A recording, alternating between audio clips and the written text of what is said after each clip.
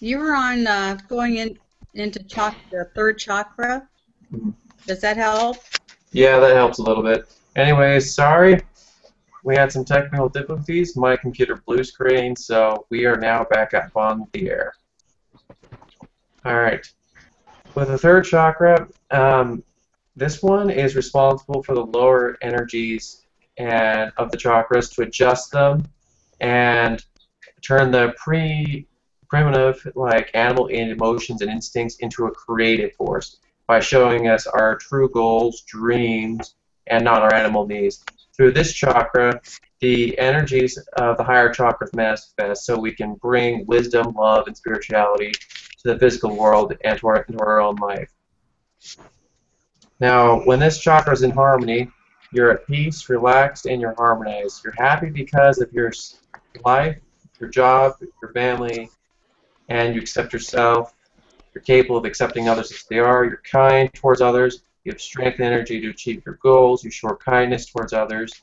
You project positive energies, and this protects you against negative vibrations and negative energies. It's the chakra that can turn the law of attraction into a powerful tool. Peaceful and happy mind can attract everything it dreams about, period. Now, I'm starting to kind of remember where we were at a little bit. Now I'm going to bring this back up. Now, when the solar plexus is in disharmony, you like to control everything. You always have the last word. You like to gain power, control people around you. At the same time, you know you're not at peace. Your thoughts and goals are chaotic, and you might lack self-confidence. Now, when this chakra is blocked, you feel sad, depressed, and you only see problems and obstacles that make your dreams unachievable. When you're closed, you're hiding your emotions because you don't want to show them to the world. You're afraid people will stop respecting you if you open yourself up. This blocks your energies and the true power of life. In a result, you might get stomach problems, and you might be afraid of new problems that might be you're afraid of new experiences. Now, again, note it's chakras 1 through 3 are physical existence, and chakras 4 are just both physical and spiritual, and 5 through 7 are spiritual chakras. And anyways, now we're actually caught up. We're going to go right into the fourth chakra, the heart. Its standard color is usually green, according to some people. And this chakra is the chakra of higher emotions. And this chakra is called the chakra of physical touch or movement towards something. It's the chakra of empathy, and this is being able to feel the emotions of each other. And this is where empathic abilities come in for a lot of people. It's the chakra through which we admire beauty of the world, music, art. It's where images, words, and sounds are being translated into emotions and feelings. This chakra is of love. It's not physical, it's more of emotional, spiritual love. It isn't governed by material or physical instincts, but by spiritual forces. And with this chakra, that we can remove negative blockages and get rid of negative energies in our life. Through this chakra, this teaches you that illness and problems can be healed if you will face your illness and problem with love. And I would recommend you try this when you have the chance, because your problems will always come back to bite you, and they will always be there unless you deal with them. And this is a very important chakra to develop because it helps us connect with Source, God, and accesses our intuitive feelings. Now, when this chakra is in harmony, you're the channel of pure positive energies. And when these energies are around you, you might start changing the world around you, the people you're working with, your friends, your partner, or your family, and so on. Your emotions are free of fear, doubt, and you're ready to help people. You love because you want to be loved and not because you wish to give and expect nothing in return. You experience the purest gift of life as of God. Now, if it's in disharmony, You expect things in return for your actions, gifts, and love. You wish to help people, but you're not using pure love. Instead, you're the victim of your own ego. You're giving and loving because you know you'll get something back. You wish to admire people because, okay, sorry. You wish people to admire you because you're kind and helpful, but again, that's not a sign of pure love. You might negate your own need for love and higher emotions. Now, some of the blockages that might be associated with this are you might be dependent on the love of others. You might suffer from emotional pain related to love, friendship, or relationship. You're sad, depressed. You may wish to give up on love, and you're afraid that you will be rejected again. Or you might want to give yourself to others because it's what they expect from you. But when someone really needs you, you'll turn away. You might lack empathy with a block in this chakra. Now, the next chakra is the throat. And through this chakra, it's the center of communication, the expression of your will and inspiration. Through this chakra, we express our will, thoughts, points of view, and so on and so forth. This chakra gives us the ability of self-reflection, inner sight, and not the inner psychic sight, but the ability to analyze our own character. And this allows us the ability of objective learning process, and through the development of the throat chakra, we learn separate our thoughts from our emotions and physical feelings, so we can learn from the world as it really is. And this chakra allows us to connect to source a lot easier, allowing to tap into our intuition and inspiration. When this chakra is in harmony, you express your feelings, your thoughts, and emotions openly. You're not afraid of your weaknesses, and you openly will present your strengths. And you're capable of expressing yourself. But you can also be a very good listener, and you're not controlled by others, and you're capable of saying no to when someone asks you something. And you also very much care about your independence and respect the independence of others. Now, when this chakra is not in harmony, you might behave in a way that is against your own inner beliefs and disallowing your feelings to speak. And you're afraid of expressing your true self. You're hiding your true nature and your weaknesses. You might have a tendency to manipulate others and access your subtle planes to an information block.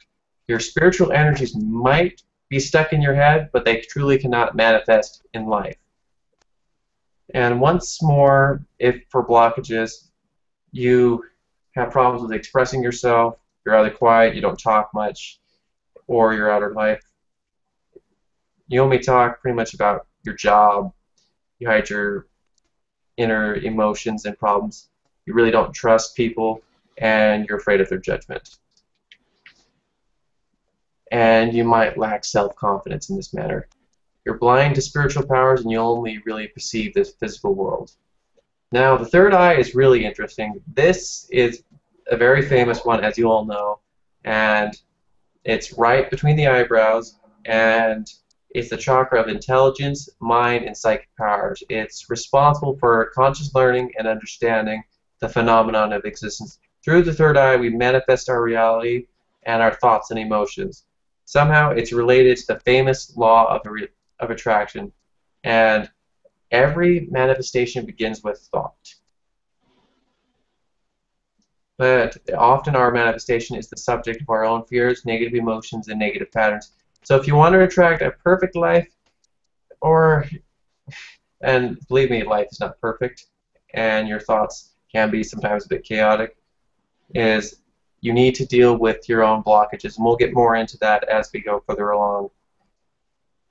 And with this chakra is very important in opening it for psychic healing and different forms of psychic readings, and also clairvoyancy and some of the other psychic senses.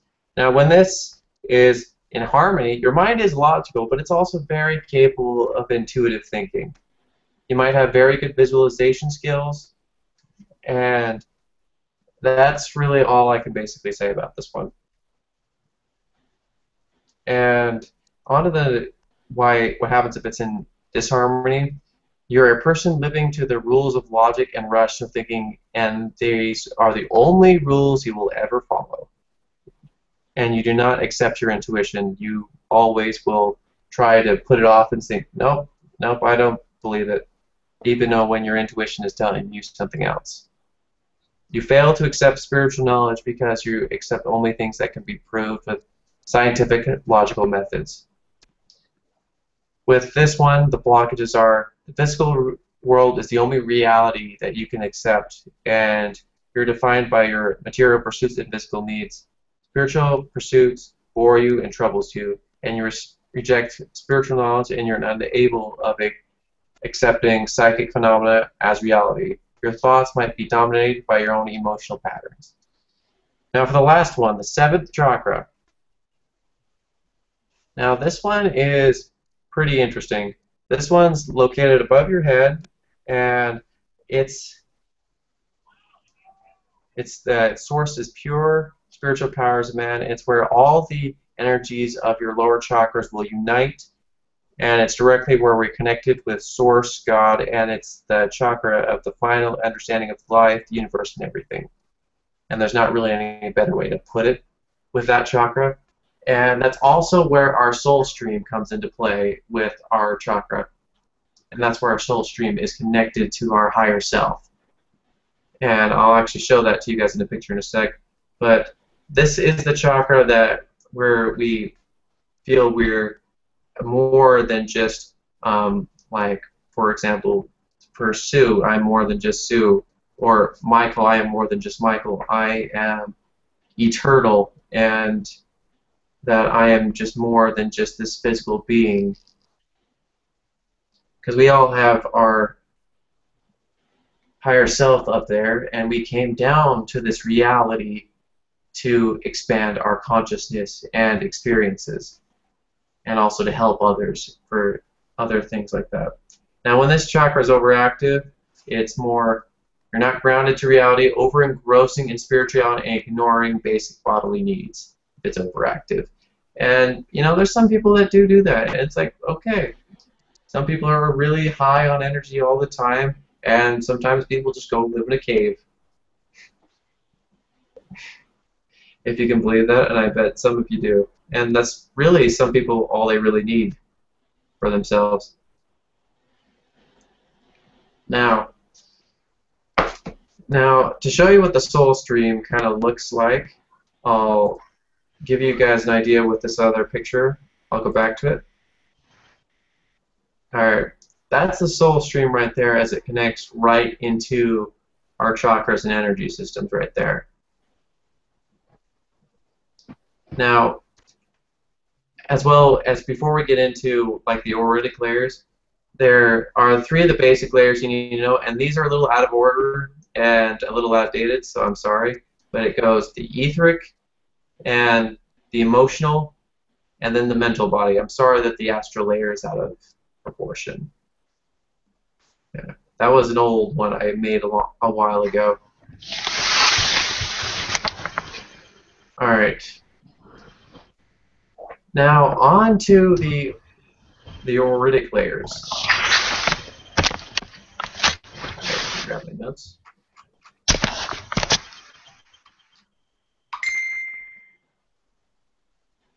Okay. Apparently Carla's having some technical difficulties. She'll have to catch up on just the normal YouTube. Alright. With the layers of the auritic field, the layers of the aura are not stacked upon each other like rings on a tree trunk. These layers merge and flow into each other. And with a proper psychic training, each can see the subtle body energy individually.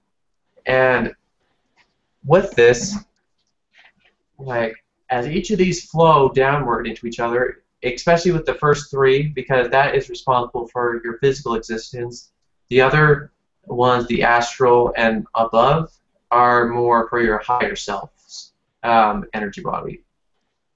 And the aura is usually grouped in 3 main fields: lower, middle, and higher. The etheric emotional body and mental body are the lower fields and more of our experience of the physical world. And the etheric template and celestial body and etheric template are viewed as the higher fields relating to our experience of the spiritual world. And with the repeating theme of form, emotion, and mind. Now, the astral body is the middle bridge that unites both of them. Alright, now going on to the first layer. Okay, the etheric body. The etheric body is the force Michael, is we don't made up have of any pictures. Excuse me for What? interrupting, but we don't have a photo or picture or anything on the screen. Yeah, unfortunately I don't have a picture of those ones. Okay. Alright, I can keep the ones. Actually, let me see if I do. I may actually have one. Thank you for that, actually. I may have to see if I have one. Unfortunately, I don't think I do, unfortunately.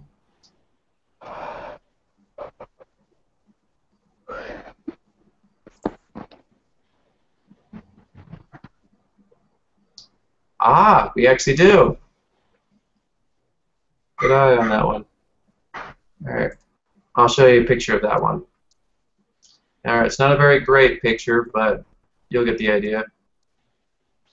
Alright, this is the picture of the aura layers. You got your etheric body, emotional, mental, astral, etheric template, and you got your celestial body and etheric layer. Alright. Now the first layer of the etheric body. Alright. Ether is the force between energy and matter and the layout. And this is the energy along which that flows through our meridians and is very much a part of the energy body. This layer is almost like a second skin, and it's energetic replica of your physical body. The etheric body is composed of tiny webs of energy creating a matrix kind of around you. These sparks of energy are flowing through the grid, and the more advanced psychic can see this. And though a novice psychic will usually see a soft, translucent haze, like heat on asphalt, as if it's out of focus. It's not uncommon for most to have seen this auric layer throughout their life, whether conscious or not, regardless of their psychic ability. Now, this layer, it tends to be from soft gray to maybe a little bit of electric blue. This etheric body is directly related to our root chakra and linked to our sensory experiences of our physical body. And pain and pleasure affect this subtle body along with our diet and exercise habits. It's through the subtle body that you have clairsentience, physically feeling energy. To begin feeling energy is recommended on working the etheric body strength. Now, the second layer, the emotional body. Unlike the etheric body, the emotional body is not shaped like the physical body, but it rather resides outside of its nebulous glow and color that penetrate and shift through all other layers of the aura. Now, this aura will shift rather rapidly, just depending on how a person's feeling.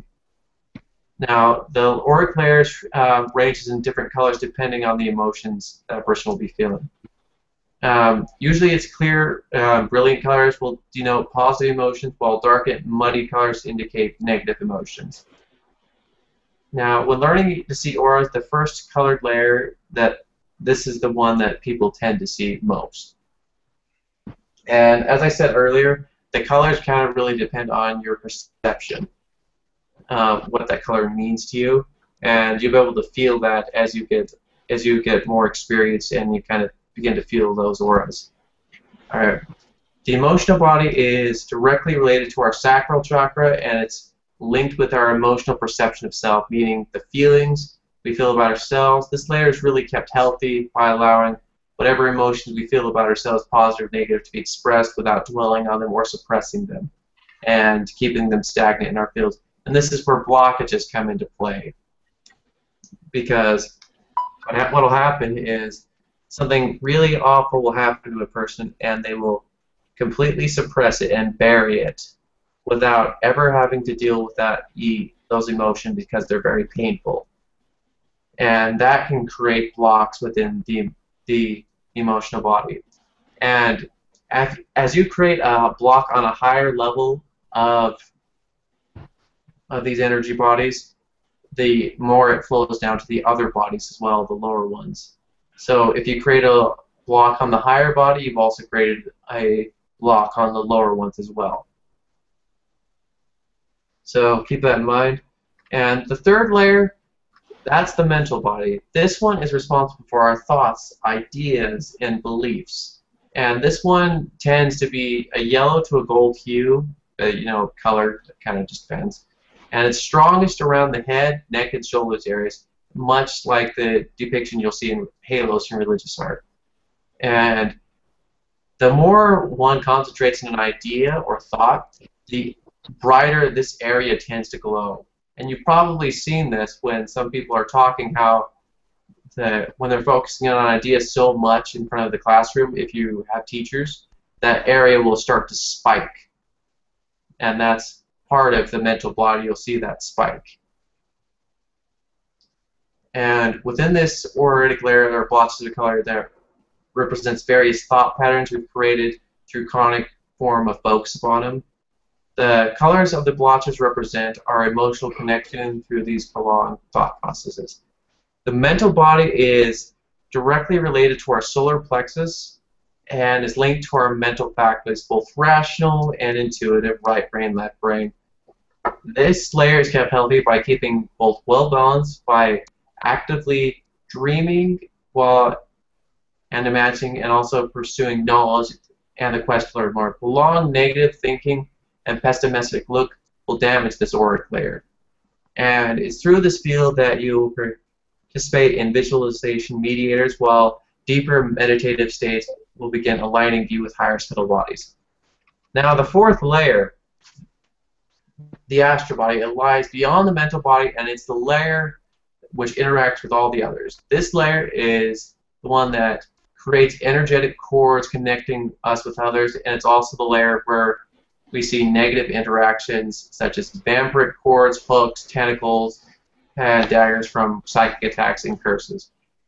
A baby is born with only two cords, connecting them with their parents. As their relationships with their parents and others change, they take on or lose cords. And this astral body deals a lot with their relationships, both good and bad. And it's through these cords that it connects a lot of things, like with our relationships.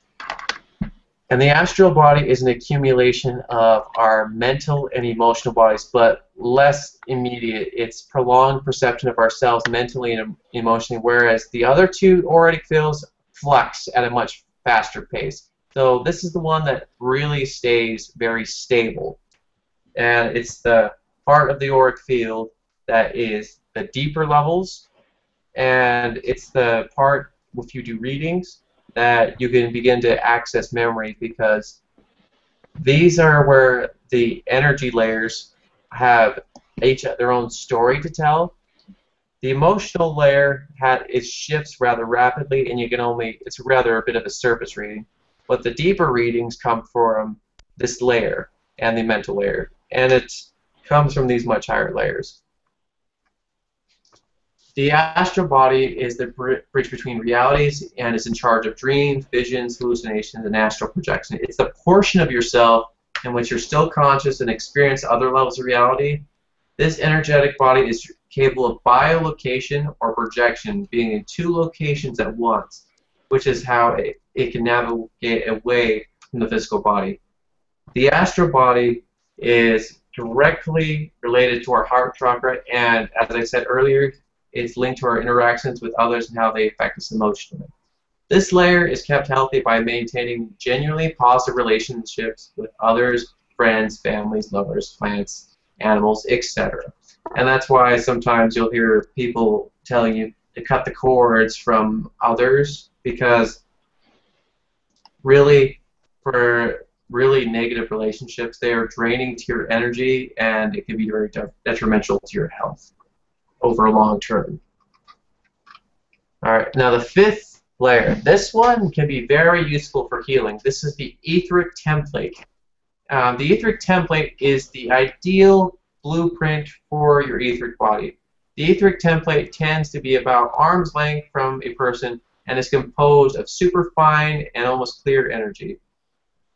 The energy lies against the negative background of the dark indigo blue, and this void creates layers and the space for the lower layers to reside in. When the etheric body is extremely unbalanced and in need of healing, one goes to the etheric template to see what the ideal structure of the etheric body is supposed to be like. You can think of the etheric template as really the master plan for both physical and energetic reality and the etheric body of what the matrix is. So ideally, really, that you would try to emulate your etheric template as much as you can, but that's not always the case, unfortunately.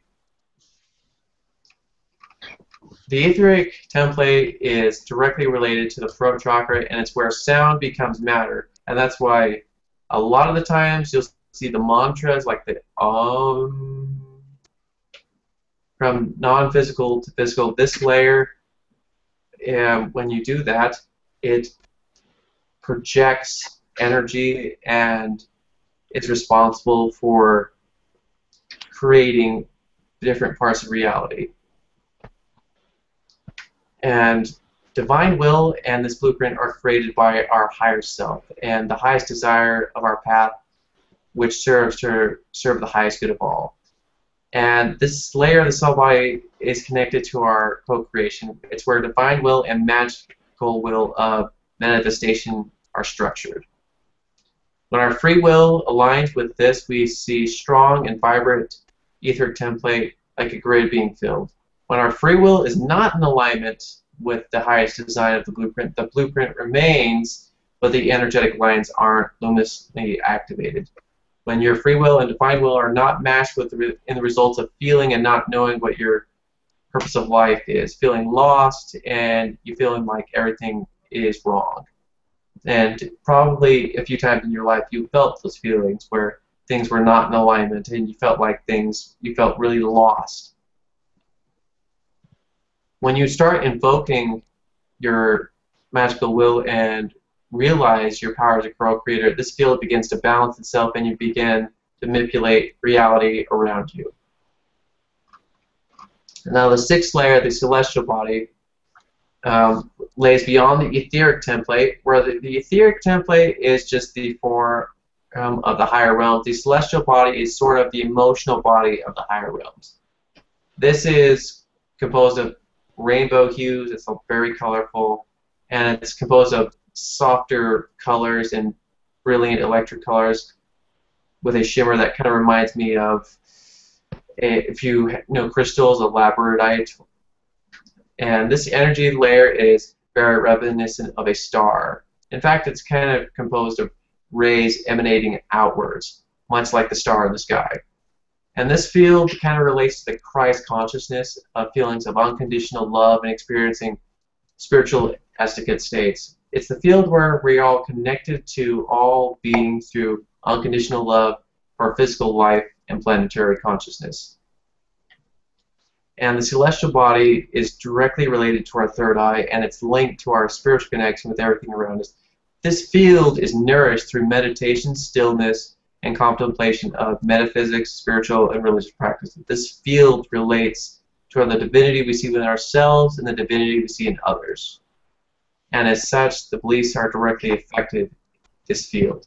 The celestial body directly relates our perception of divinity itself and our receptivity to psychic and spiritual experiences. Now the seventh layer, the etheric template, is shaped like an upside down egg in appearance.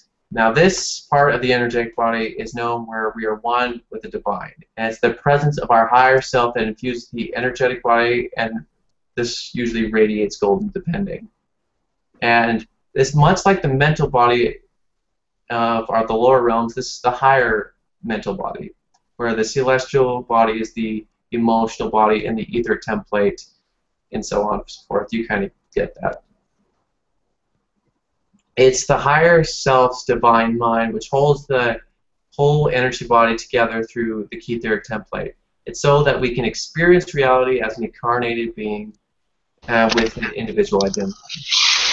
The etheric template is directly related to our crown chakra and our relationship with Source, and this field is nourished through the realization of our unity with the divine understanding patterns of life. This isn't about beliefs, really, but rather direct spiritual experiences of knowing the higher forces. When this field is unbalanced, life seems meaningless and random.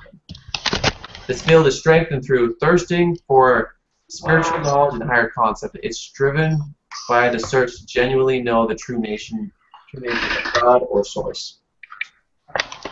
Now that's the basic overview of the aura layers. Hope none of you have gone to sleep. Once we got all of that, we didn't get a picture or photos or anything, a PowerPoint. Oh, did you guys see what this is? No. No. You didn't see that earlier? Huh. I saw it. I did. I saw it. Yeah. Yeah, these are where each of them lie. The etheric body is on the lowest level, the second level is emotional, and then we got the mental body, then we got the astral layer, and then we got the etheric template layer, then the celestial body, and then the etheric layer. There's still no picture. I can see it. Now I see it. You can see it? You got that now? That little thing?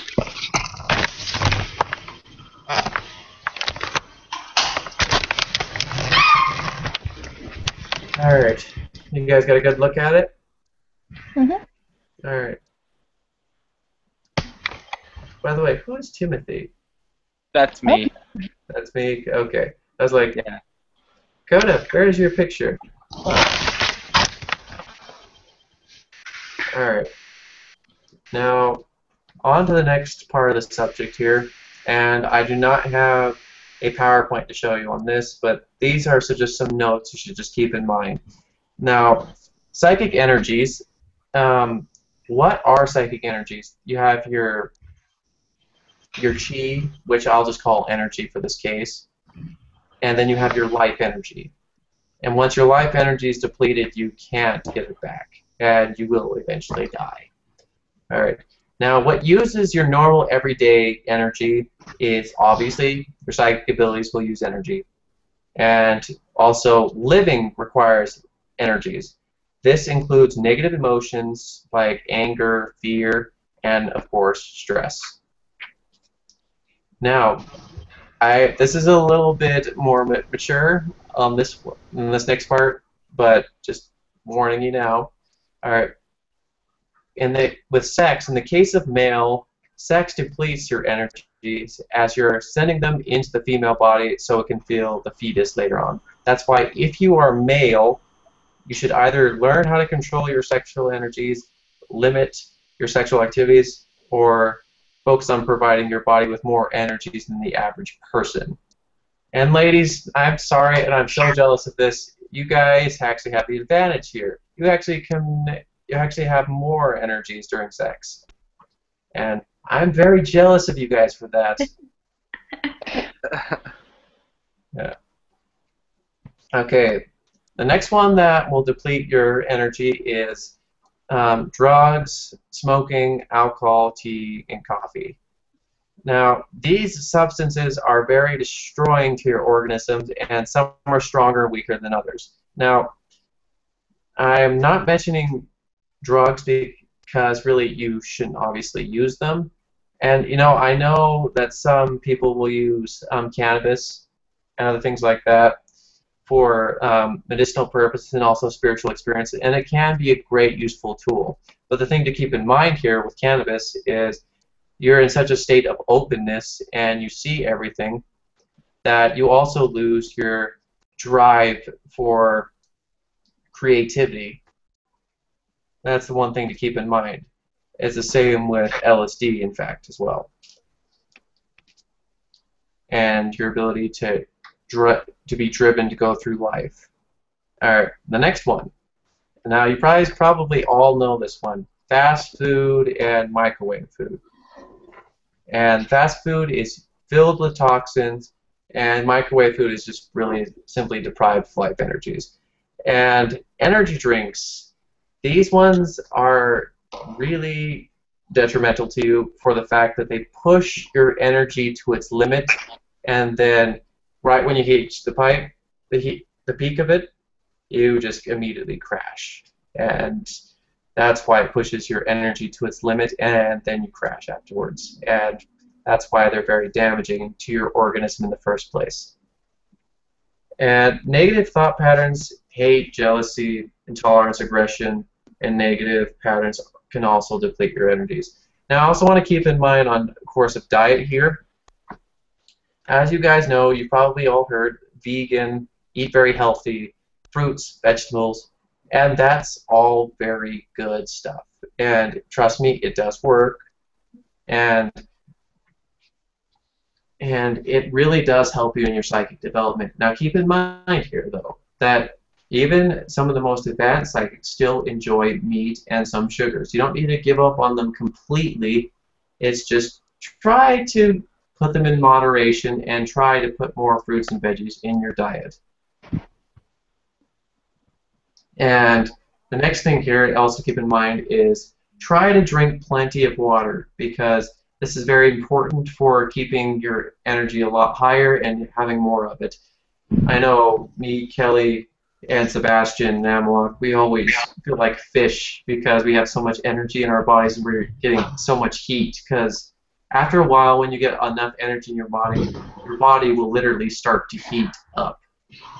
And you probably felt this too when after a session, when you're with Reiki, you do feel very hot afterwards sometimes. Yes.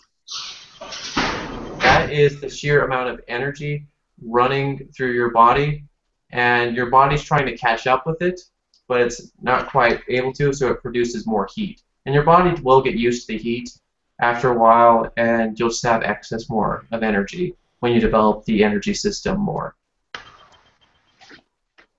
Okay, onward into my notes. And now, vibrations, you've probably all heard of this, raising your vibrations. What this basically means is raising your vibrations are basically how your outlook on your life is. Like, let me actually show you a picture here to give you an idea. Okay. All right. Can you all see that? Mm-hmm. No. All right. Yes. You might take a second here. All right. Now, the more you're in this unhappiness domain, the lower your energy and vibrations are going to be. The more higher the vibration, the better. And so basically vibrations have to do with the quality of energy and how strong and powerful it is. And so if you feel apathy, greed, fear, antagonism, you're more on the lower spectrum. And cheerfulness, enthusiasm, exhilaration, and so on are more towards the higher vibrations. And you can see down here below, there's some other emotions here. The lowest being dying, useless, depression, and so on. Actually, some people actually have a very hard time raising their vibration because they've been through a lot of pain. And anger is actually higher than depression, so sometimes anger can be a very useful tool in healing those emotions, because you're rising your vibration just a little bit where you're starting to get out of depression. And the one thing to keep in mind is that you got to let go of that anger eventually, otherwise that also will drain your energy. So it's just a step up the ladder if you can't get up to there eventually. Now, you can also increase your vibrations without going through this, but it will go right back to normal after you're done. and it requires concentration to keep your vibrations higher. And you notice when your vibrations are higher, you usually tend to get a little bit more hot because the quality of energy is flowing much better through you. All right. Now, on how to recharge your spiritual batteries is learning how to deplete your energies is one thing, but like, of course, you know, fruits, veggies have more life energy in them to give you more energy. And when you eat them more slowly, enjoy them, and actually kind of give thanks for where this food actually came from, it actually, you gain more energy than if you just ate it quickly. And also being out in nature can also help your energies recharge as well. And I want you to take note here as well that areas in going out in different places, like I mentioned, nature has high positive vibrations and also energies to go for. Urban areas, they're more neutral-ish, and shopping malls, they're the bane of all evil. I hate those places. And they're usually not very fun to go through unless you know how to shield, and I usually shield through going through there because it's so horrible walking in there. Alright. Now that we've gone over most of the energy anatomy, there's only a few more spots we needed to go through. And I don't have them drawn here, but I'm just going to kind of circle over with my mouse, and I'll show you what some of these look like, alright? Alright. Can anybody see anything? Not right now. I see a little box down here in this corner, but I haven't been able to see anything on the screen but a blank black page. Now, do you want me to refresh my webcam there? Can anyone else see something? Yeah. Well, I can see Michael. Yeah. I can't even see Michael. Ouch. Let me see if I I see can. all of you. Yeah, let me see if I can refresh. There you are. Alright, there you go. Alright.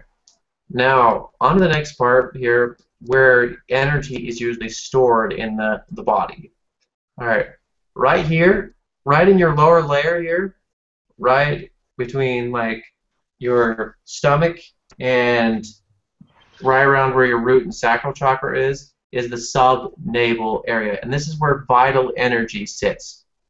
And this layer is probably, this storage center is probably the most important of the storage centers because it's where when you eat, and that's where the energy goes down into. And the next layer is right in the stomach, right where the solar plexus kind of is, right in that area. And it's called, sometimes it's called the dantian. And actually all of these are technically the dantian, and they just flow upwards into each other. And there's 3 of them. And the one in the middle is responsible for your emotional energies right here. And it's responsible for like when you feel like a pit in your stomach of anger and your stomach just twists, that's where that emotional energy sits. So you will feel that in there. And then up here, right in your head, right around where the third eye here is, where you store your psychic energy. Now, it's not usually wise to store a huge amount of psychic energy in there, as it can give you headaches, a lot of them, and it's usually not the best. Now, when you're first starting out with your energy bodies and developing those energy systems, sometimes you will get headaches because those pathways are being expanded and they haven't been used in such a long time to a degree that they are getting used to being able to have energy flow through them like when you were a kid because they atrophied so much. Alright. Now that we've got all of that taken care of, we're actually going to start getting into energy work and actually learning how to use energy and developing the energy body. Now that you guys know the anatomy and how it works, and we'll also get onto emotional healing a little bit.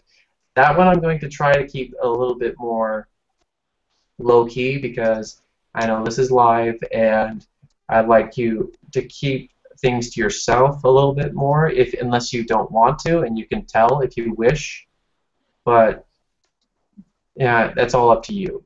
Just know this is live. If you want to say anything or do anything on here, this will be live and everyone will see it. So just keep that in mind. And trust me, with the emotional healing, there is and will be some crying. It is just a natural thing, and it's okay to cry. It really is, because you're letting yourself express those emotions. So trust me, no one's going to laugh at you if you cry. I promise. All right. All right.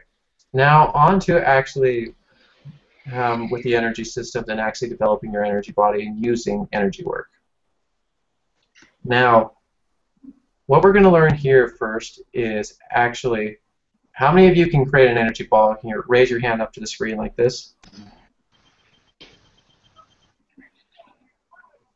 Where am I? Okay, Coda, can you?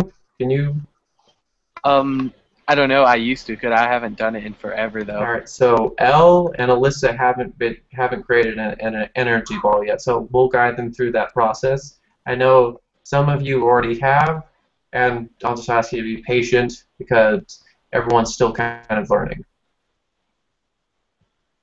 Now, there's a few things we can do with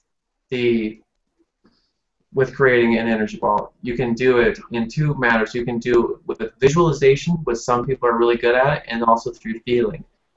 But for now, we're just going to go with visualization. And if you can't create it on your first try, no matter, I think the other system will suit you better, and we'll work with you that way. So usually, most people lean towards one or the other. So don't worry, there's two systems in place if you don't get it your first time. All right.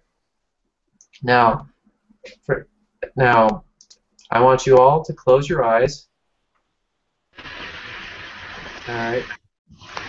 And take a deep breath. And hold it for the first bit. And then let it out. Do 3 breaths.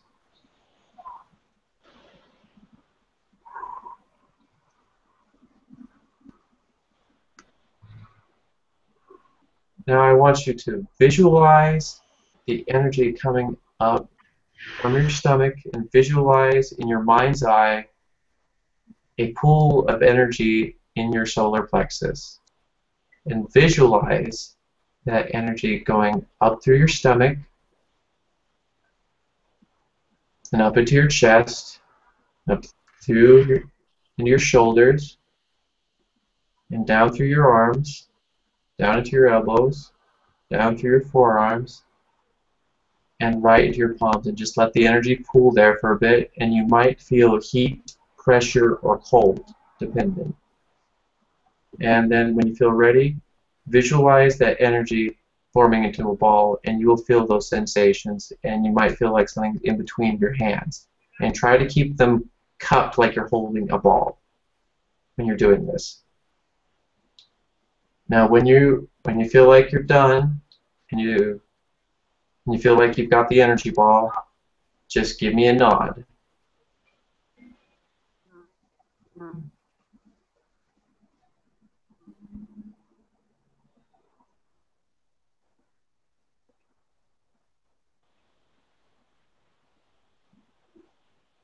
Just feel the energy come up through your stomach and into your chest, down through your arms, down into your forearms. Keep your eyes closed and just visualize the ball of energy forming in your hands.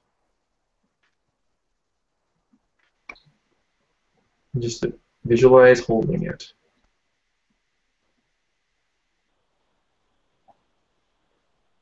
Okay.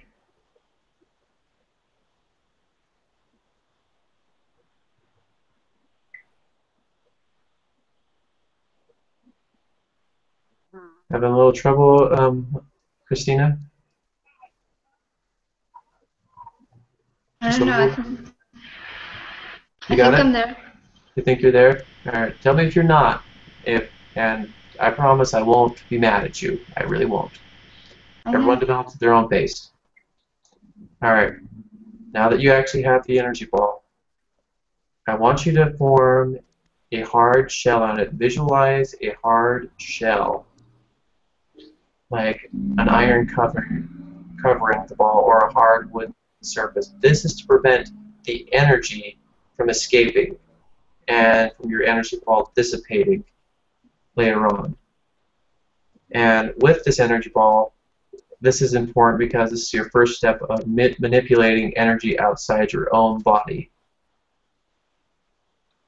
Now, okay, I want, let's see here. Perfect. Alright, I want Susan to open her eyes, and I want Lexi to open her eyes. Alright, now the three that still have their eyes closed, I want you to visualize sending the energy ball to the others that I mentioned. Now, Christina, you're going to send yours to Lexi, and Elle, you're going to send yours to Sue, and I'm going to send mine to Coda.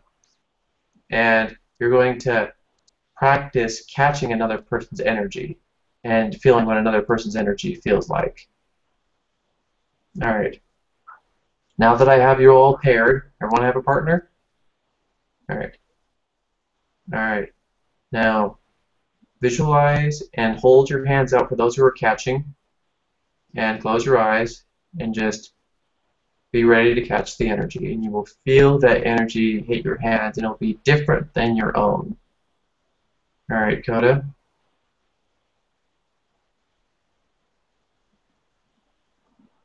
Here it comes. Just give me a nod if you feel it.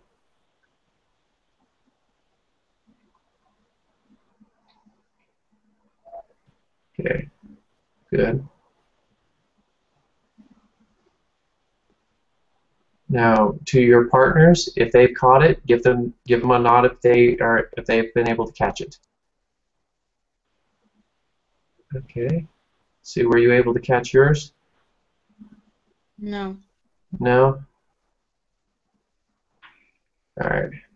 Now this time we're going to do the reverse. Switch partners. Like, now the one that was receiving is going to be the one sending, and the one that was sending is now going to be receiving. So Coda, now I'm going to be catching your ball. Alright, and Christina, I know you're having a little trouble, so now you're going to be catching Sue's ball. Alright. Alright, Coda. Just tell me when you're ready.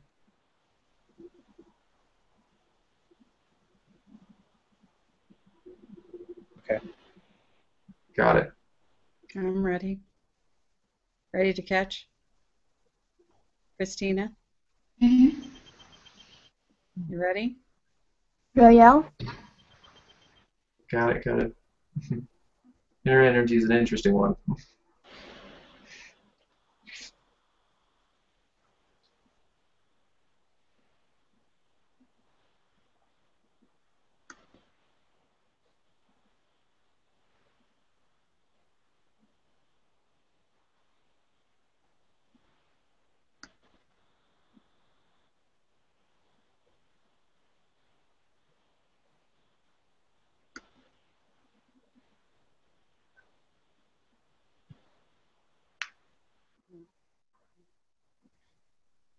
Were you able to catch it, Christina?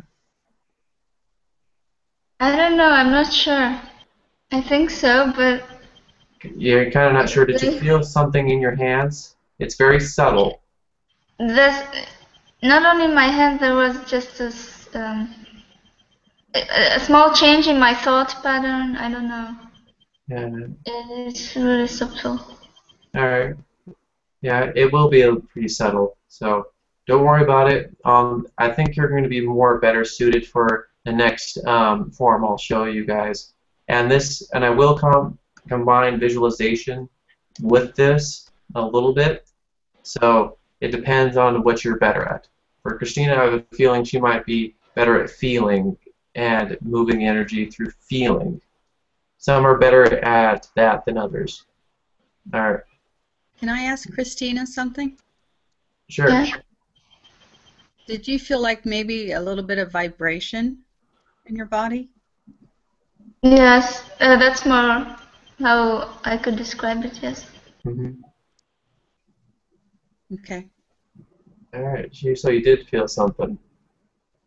So be pleased you actually felt it. Yeah, you got it. All right. Moving on to the next exercise. All right. This is going to be developing mobile body awareness. Now I want you to take your right finger. All right, and I know some of this might be a little boring for some. All right. And what you're going to do is you're going to focus all of your perception on that finger. Close your eyes and just completely focus on everything you feel with that particular finger.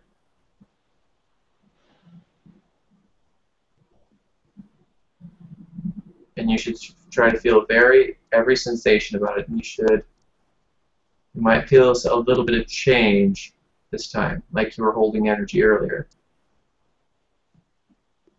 Give me a nod if you feel it. Okay.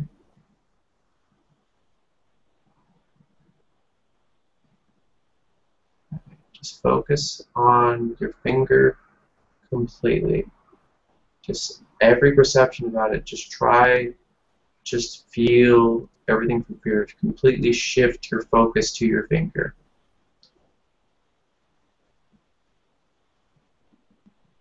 All right. All right. Got that, Christina? Were you able to get that one? My finger almost started to hurt actually. Ooh, that's a sensation that's a little bit uncommon, but at least that was a sensation that you did feel some energy. Might be running into something in there that might be. I hope if it gets too painful, just stop and let me know, okay? Because for some people it can be a little painful at first, but that's just for some people. And unfortunately, you might be one of the unlucky ones for that one. But don't worry, that sensation will go away eventually as the system develops more. Now, you're going to take your right finger again, but this time you're going to switch it to your left finger really quickly. And you're going to focus on switching these back and forth and just focusing on switching these two. Now what this is teaching you is feeling the energy within your own body and feeling it move through your own systems.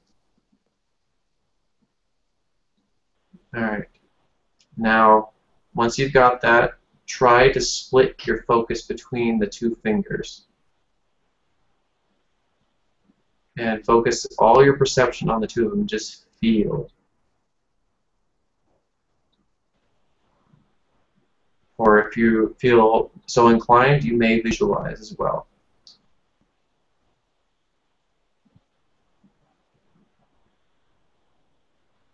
All right, and now you're going to switch the energy from your two fingers down into your right knee, and shift your focus there, and switch it back to your left knee, and then switch it back to your right finger. Switch it to your left finger, now switch it back to your right knee, and then back to the left. And you guys should be feeling little pings of energy as you move these energies through your body. All right. Now the next exercise. All right. I want you to take your hands together and put them like this.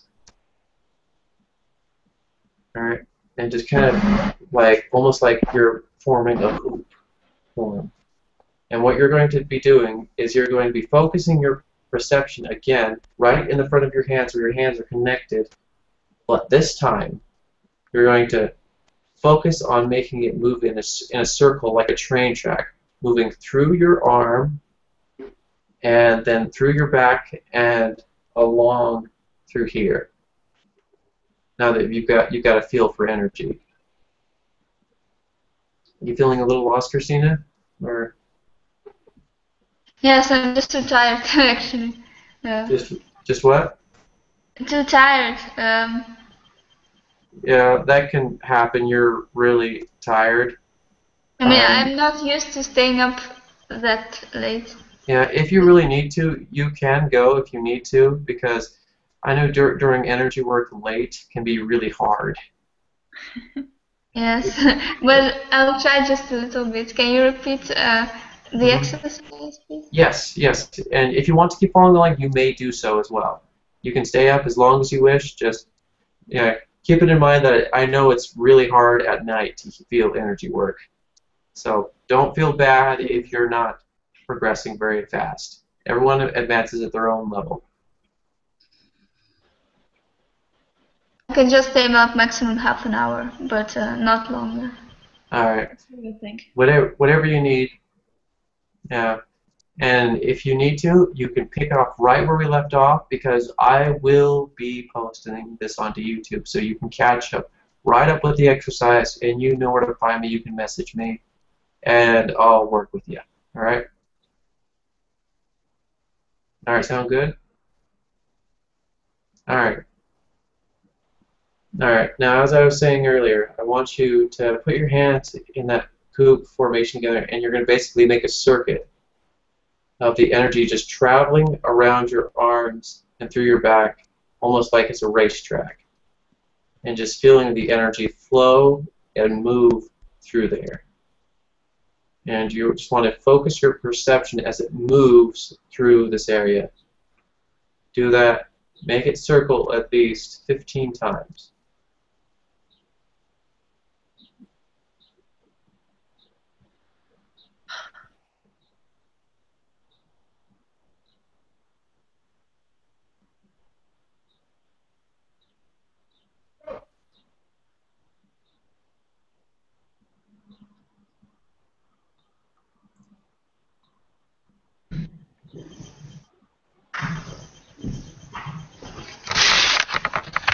And whenever you're ready, just put your hands down and all right. All right, how are you guys feeling so far? My spine got really cold. Is that normal? Mm-hmm. There are some sensations of cold that can happen with energy work. Some people feel more heat, some people feel more cold or pressure, or sometimes vibrations, and in Christina's case earlier, sometimes pain, although it's more rare. And those sensations kind of dissipate a little bit as your energy body develops a bit more, and the energy pathways become a lot more developed. It's kind of like getting stronger. It doesn't feel as tiresome, and those sensations are a little bit more easier to bear. And in Christina's case, the pain would go away, and she would start feeling those other sensations. So she doesn't need to worry about feeling pain all the time when she does energy work, because that would just be awful. Like, my whole body is like really, really hot. Yeah, sometimes for others it's extreme heat. Yeah. How are you I'm, like, feeling, sweating. Sue? I'm feeling good. Feeling good? Getting a little warm, or? My cheeks are flushing. Mm-hmm. My Yeah. hands are starting to sweat. Yeah. Now these exercises, I understand, if you guys ever get dizzy at all, just let me know, because when people first start doing energy work, this can happen and then get a little lightheaded. And if you need to, just tell me, and we will stop the exercise and take a break, because I don't want anyone passing out on me. Yeah. I'm feeling a little dizzy, but it might be because it's that late, you know. So. If everyone wants to, we're going to take a tiny little break before we continue and grab a drink of water, and that should help you a little bit. All right, we'll start again in about 5 minutes. Okay. Is it okay if I just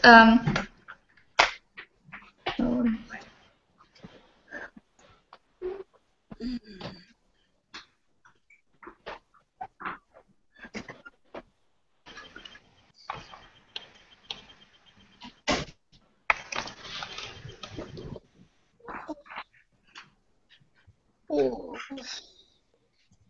We're all getting tired. Yeah. What's the time where you guys are? 9:35. What's the time where you're at? 3:30 a.m. 36? a.m. Oh my goodness. It's Yep. 9:35 here. I'm really tired now. That's why I'm dying. Oh my gosh. Ugh.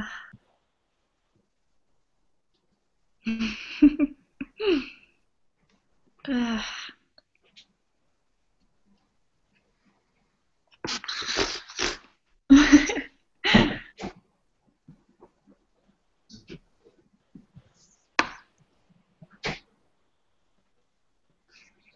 Are you guys able to see Michael? Nope. I can see the background, but he's not there. Yeah. Oh, I see a photo of him now, but I haven't. I can see all of you, but I can't see Michael. I see you right. Cody or Tiffany? Like you know who I'm talking to. Now your photo's right the whole screen. Now it's blank. How does that happen?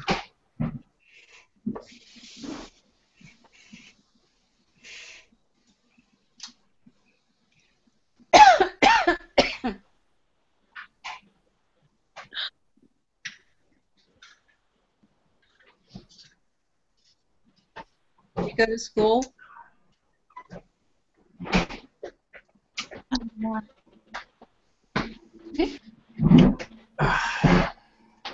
I said, do you go to school? Who are you asking? You and Al? Not anymore. You work? There we Or go. what did you say? He's asking whether we are going to school now. Yes. What did you ask?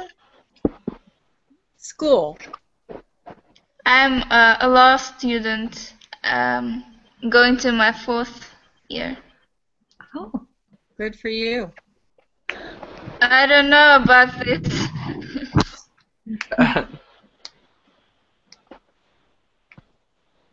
It's really, I still have exams, and it's really a stressful time right now. Yeah.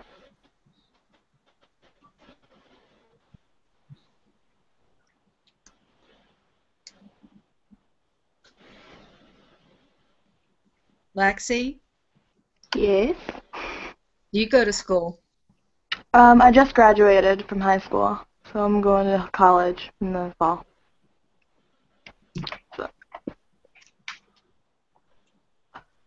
All right, how is everyone feeling? Tired. Yeah. You feeling a little better after that drink of water? Well, Yeah. When I do the energy work and everything, I always try to keep water next to me because that often really helps when doing energy work. Now, back to what we were doing earlier. All right. This next one is actually, all right, if you need to, like, I want you to take your finger again like this, and you're going to go back to that original first exercise, and you're going to just feel and perceive like you normally do, or visualize. But this time, I want you to touch this finger with one of your other ones and kind of give it a little brushing sensation. I know it sounds a little funny, but there's a method to my madness here. Alright, now I want you to replicate that same sensation without touching your finger. Ah. And you're going to... It's almost going to feel like a brushing feeling as you replicate that sensation without touching it. You can touch it if you need to get it started. Okay.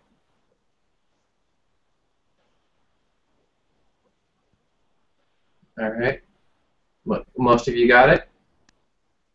I just feel coldness. Does it kind of feel like it's brushing up there? It's almost feeling like a brushing feeling?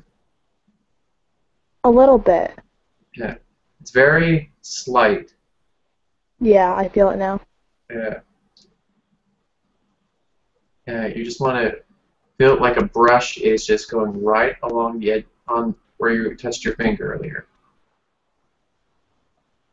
Alright? Alright. Next, we're going to take this a little bit step further.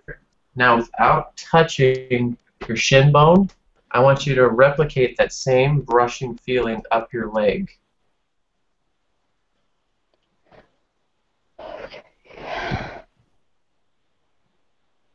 Alright, just make it go up your shin bone. It might feel a little weird as it goes up, but weird is what we deal with.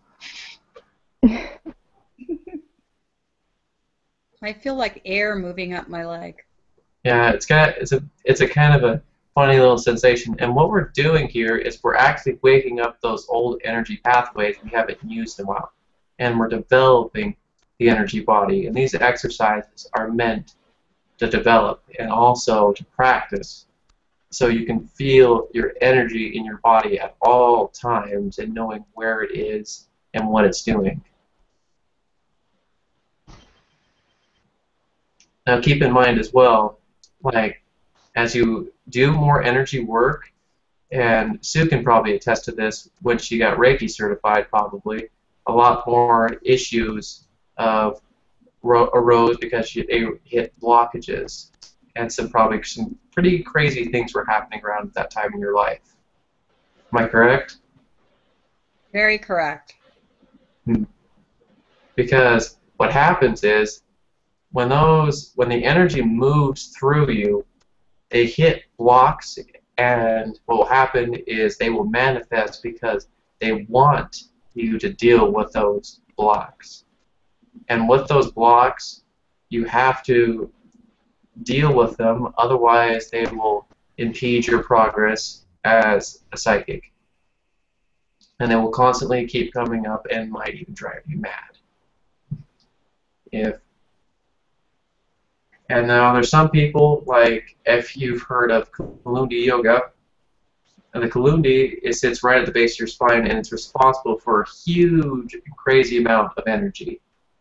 And those who experience waking up way too early, usually because of this extreme amount of energy in there and they haven't dealt with their blocks, what will usually happen, it puts them through enough stress because they haven't dealt with all those blocks and enough to put them into a psych ward. So it's very important as a psychic to deal with emotional blocks and beliefs, because those blocks like intolerance, anger, and they all usually relate to a memory, what happened to you when you were younger. And this can also, in some sense, relate to karma as well, for karma regression. But that's for a later class. Now, as we were doing earlier with our leg, now we're going to do something a little different. We're going to take our shin bone again, and this time we're going to feel like there's something wrapping around it, almost like tinfoil or saran wrap. I like to call this little bit called wrapping. Just feel like something's wrapping around that leg, like completely like saran wrap or tinfoil. Kind of has a little weird feeling to it, doesn't it? I got like a pressure around my whole leg. Mm-hmm. And that is activating that energy throughout your entire body. And as you practice these, you become more aware of the energy in your body. All right. Now let's move on to your knee joint right here. And this is something I used to use for knee joints. What I'll do is I'll start circling with energy, make a circling motion with that knee, and start waking up that energy field within that knee.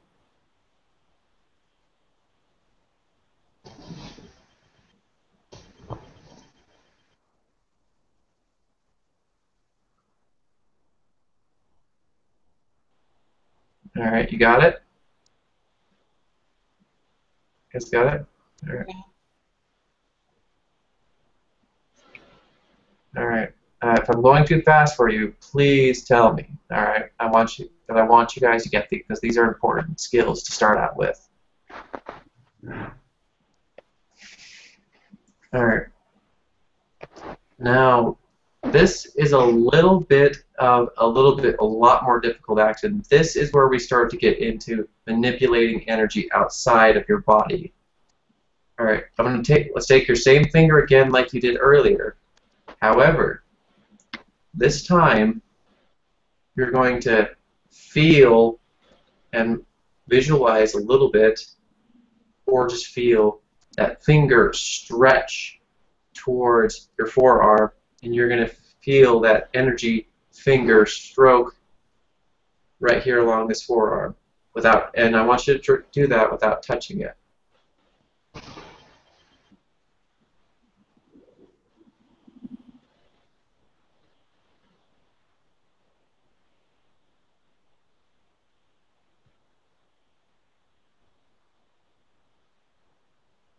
Just give me a nod when you guys got it. I got it. All right. I got it. Okay. I got it. All right. Yeah, that's it. All right. Can't concentrate. Can't concentrate. Get a little too sleepy. Yeah. Yeah, that's what the YouTube video is for if you really have to go to sleep. I promise this video will be up tomorrow and you'll be able to see it if you really do need to go to sleep. Yeah, I may have to call it a night. Alright, so don't feel bad. Right. I understand you guys, sometimes some of you are staying up very late. Yeah, kind of like almost 4 a.m. over here, so I'm getting kind of tired. Yeah. Goodness. Alright, and you can pick up on the YouTube video right where you left off. That is so much fun. So, okay. Goodbye. Bye. Good Bye. night. Good night. Bye. Can't leave. Alright. On to the next exercise here. Now this one is called tearing. This one is for either if you have a joint that is not really waking up very easily. Also, it's for opening chakras as well and opening them up. Now, we're going to start with the knee joint here, and then we'll move on to the chakras a little later here.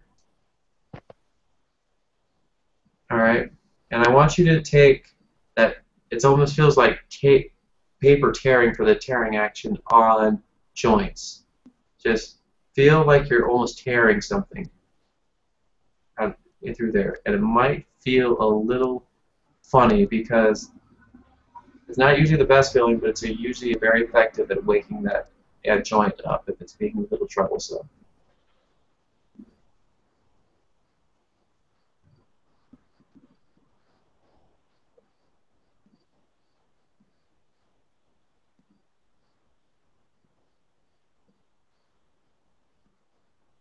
Now just give me a nod when you got it. Alright.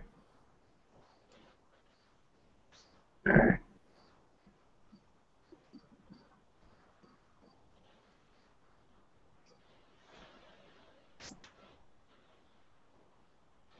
I know you're trying, Christina. I know you really are. I think I got the same problem as Al. Yeah. I'm gonna leave. I know you're really tired, so it's no Yes. worries. Really no worries. If you have to catch up through the YouTube video, Yeah, that's no problem. I'll catch up through the video. Good night, everyone. Good night. Good night. No. Man, everyone's dropping like flies. Then there were 3. All right. How much time do you guys have left, do you think? How much, are you guys getting tired at all? I'm tired. Oh, I'm good. Right, I'm a little bit tired, but I'm usually up to like 2. What'd you say, Lexi? I said I'm usually up till 2, and over here it's only 10 right now. So you're pretty Yeah. good. All right. same here. Now, this next one, we're going to be moving up through chakras and working on how to open them up. Now, keep in mind, after doing these exercises, guys, that I really, after this, I'm going to really empathize and really focus on emotional healing, because through these exercises already, you probably have hit a few of those blocks, and they will manifest eventually. And it's very important, since you're already dealing with them when you go through it, because otherwise, as you become a psychic, there's one thing to know, that as you become more powerful, your energy grows and you attract more entities. That's why paranormal and spirits and stuff usually focuses very much around psychics, because they have an amount of energy that entities love to feed off of. Alright. So just, I want you to keep that in mind, just so you know. And I will teach you some psychic defense, so you're not completely vulnerable as well. Michael, how much longer do you think this will be? Let's see, where are we? According to the lesson plan.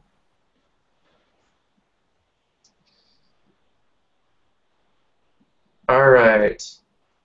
After we work on developing our energy body, we are going to be going on to grounding and centering your energy, and then going on to making constructs and shields, and controlling empathic abilities and psychic senses. So, all in all, I'd say at the very least an hour and a half. Okay. At the very least. Don't quote me on that one. I'll keep going as long as I can. Alright, and if you really do need to go, trust me, I totally understand. Because this is a lot for anyone to digest normally. Alright, now for this next portion, you guys are going to focus on your root chakra. It's right between your anus and your genitals. And you're going to focus on that area. Just right in there. And I don't want you to think about the place. Just focus on that area and just feel. And you can almost, and you just feel the images and feelings come to you. Don't think. Just feel from that spot. And from that center, you should feel those primal emotions of survival that we were talking about earlier.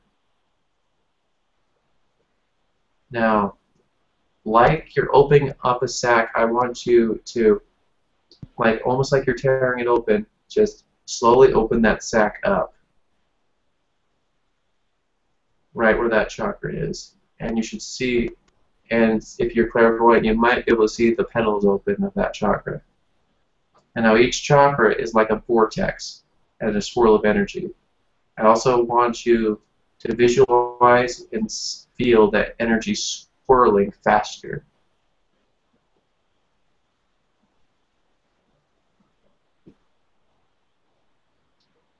Alright. You guys got that? Mhm. Mm-hmm.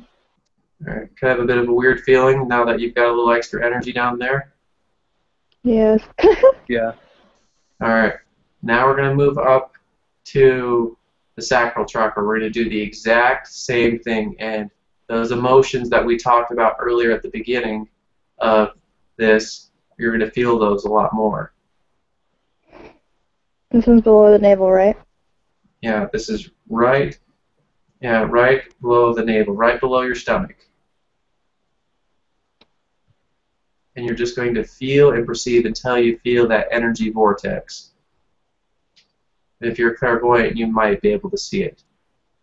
And I'll teach you guys how to develop your psychic senses in a little bit. Right now, I'm just getting you used to the energy. Now just feel that energy open up once again, like a plastic bag, and then just spin that energy of that vortex.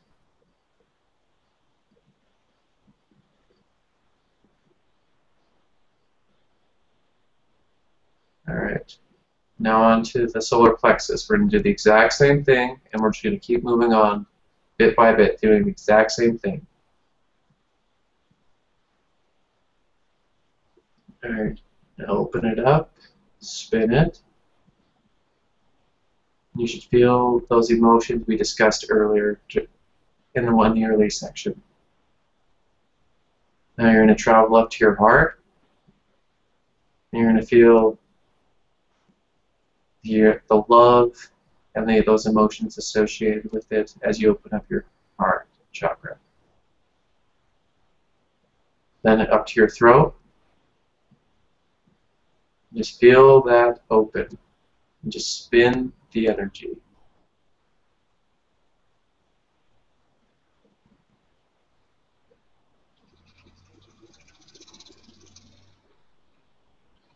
Now, for the third eye, we're going to do something a little different, but it's going to be still the same thing, just with a little variation. I want you guys to breathe in and feel the energy rush from the bottom of your root chakra and up to where your third eye is, and then open it just like you normally do. And this one should be a little stranger because you might start seeing things just a little in your mind's eye. When psychics usually see things, they usually don't see it physically unless you're blessed with that, or you've gotten really good with seeing energy in the air. But you might begin to see things in your mind's eye.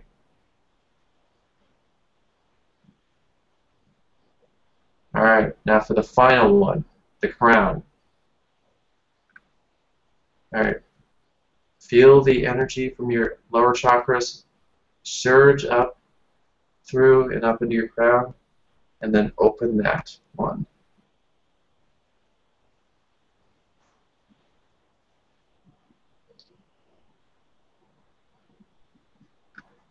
How do you guys feel?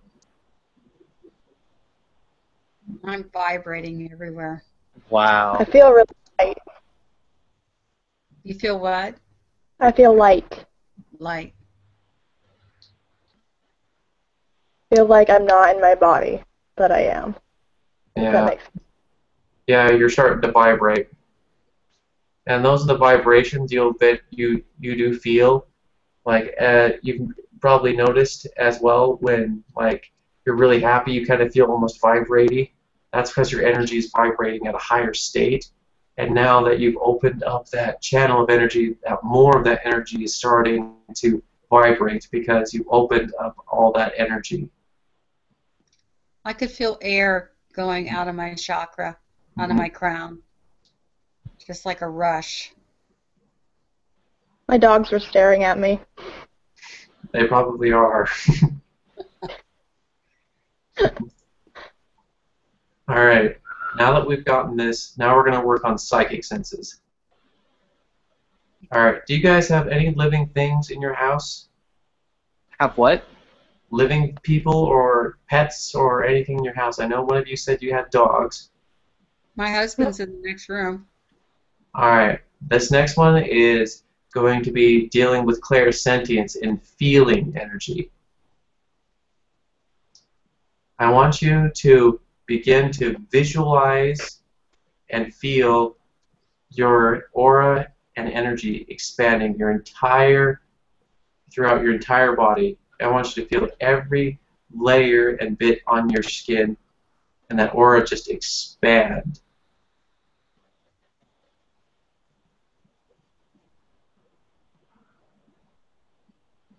And just to keep it expanding it, and just keep your mind calm. And just let the images come to you.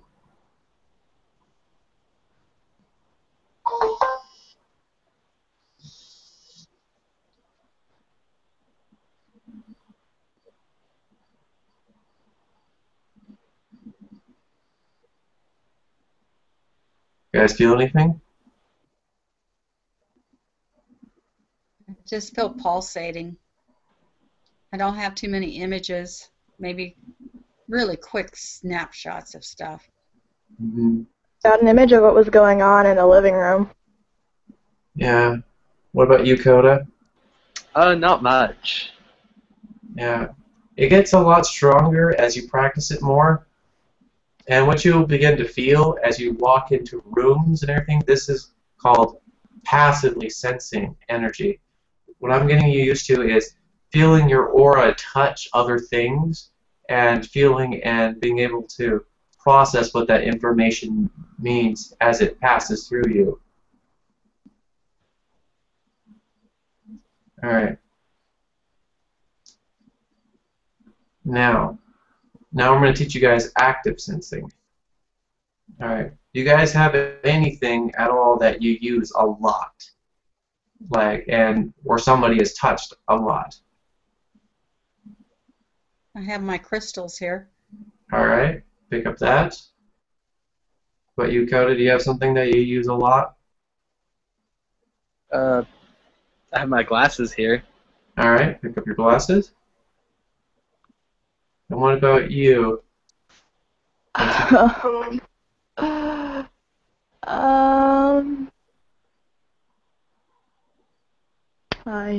don't know. I don't really have anything over here. Yeah, just anything at all. That's something that you usually touch. I have one. Okay, I got it. All right. Now this is going to be a little different. I wanted you to take a hand that you feel is particularly sensitive to energy, or both, and cup your hands around that and just kind of start to move a little energy through that and begin to feel that object. And just like when you were sensing earlier when you expanded your aura, you are going to be beginning to feel, and you might get some flashes of memories or emotions around that object. This is very useful for when you go into rooms and touch another thing in somebody's house, and you know what's been happening in that room or along the walls, because energy always leaves a mark, usually.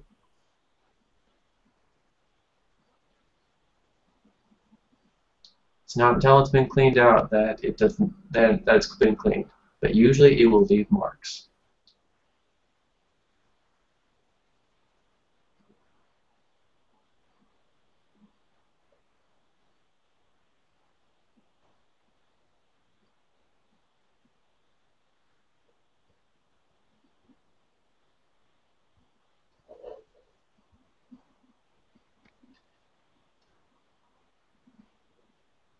All right, you guys got that? Yep. All right. What you guys are developing here are a bit of clairsentience and clairvoyance. Clairvoyance is psychically seeing, and then clairsentience is the ability of knowing and feeling as your energy touches and interacts with different things. And clairaudience, we'll get into that as well.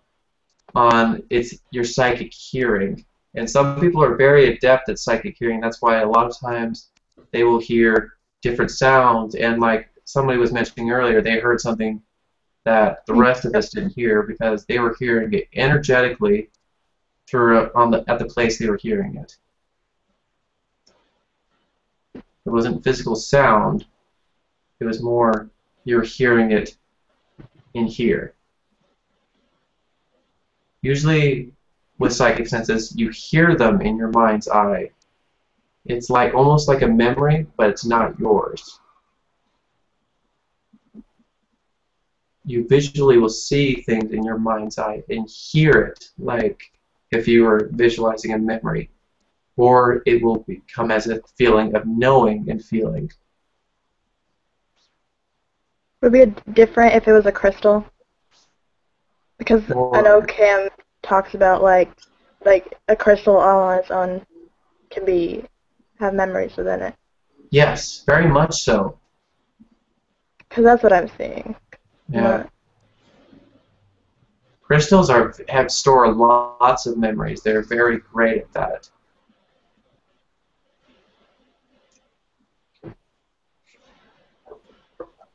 All right. You guys feel like you've got that pretty well down? Yeah. All right. Now, this next thing is a little bit more advanced, but we're going to try. I don't know if some of you will be able to accomplish it. And this is a bit of one of my more own things that I've been able to do. This is not astrally projecting, but it's using your energy body to travel around. You'll still be conscious and you'll still feel everything around you, but you'll be able to go out and feel and kind of sort of biolocate somewhere else. It won't be as powerful as astral projection, but it's the same, sort of the same thing. All right. Now, I will teach you guys this in a bit. Now, the first thing I'm going to teach you here is how to raise your vibrations, like without the natural part of it. Now, the trouble with this is the further you get away from your natural vibration, if you're feeling in a lower state of vibration, it will begin to feel very painful for you. So keep in mind there's a limit on how far you can go unless you have taken care of a lot of your blockages. Now what you're going to do with this one is you're going, like you're expanding your aura field earlier today, do that again, but with a slight variation.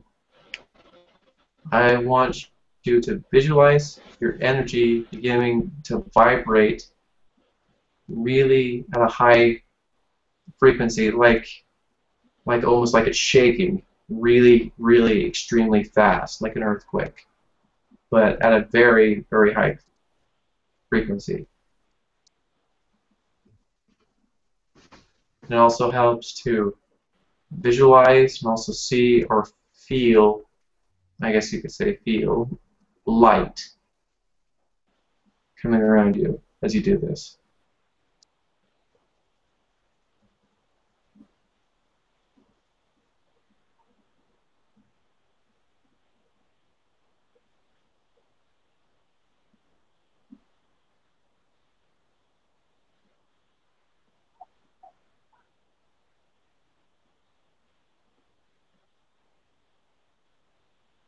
Guys got it? Yeah. I think so. Kind of makes your body feel a little funny, a little hot. Mm-hmm. Yeah. All right. Now I'm going to teach you how to biolocate with just your etheric form. All right. Now, like you were expanding your aura earlier, but with a bit of a variation, you are going to visualize and see your energetic body, that is you, kind of start to begin to float up out of your energy body. And then once you're out, I want you to begin to feel and walk around the room you're in and begin to touch and feel things with your energy. That's why I had you feel things with your energetic body earlier.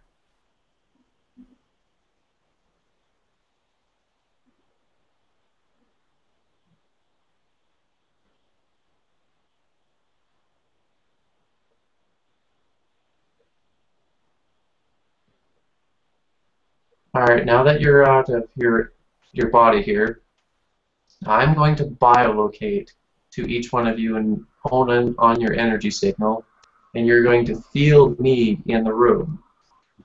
And this is going to give you a chance, like earlier, when you felt another person's energy ball, but it's going to be a much higher thing. I'm going to travel to Coda first, and I'll tell you when I get there. All right, Coda? Okay. Okay.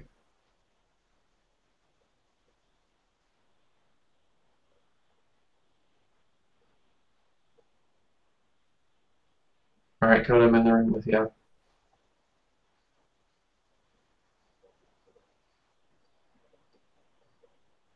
Feel me around there? Sorry, what? Do you feel me in there? I saw a flash of you. Mm-hmm. All right. I'm going to stay there a little longer. I'm going to amplify the amount of energy I'm outputting. Can I feel me now? Yes. All right. Now I'm going to go over to Susan. All right.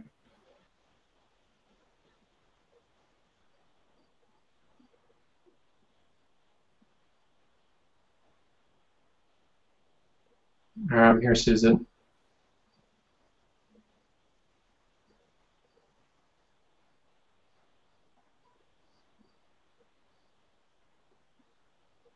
Can you feel me in the room? Yes, but I don't see you. Yeah. Usually you won't see a person in etheric form. Usually you will feel them. Sometimes you can see them, though, since this is not as powerful as astral projection. But it is a form of biolocating. All right, and now for Lexi. Can you hear me, Lexi? Yeah. All right. I'm going to come to you next.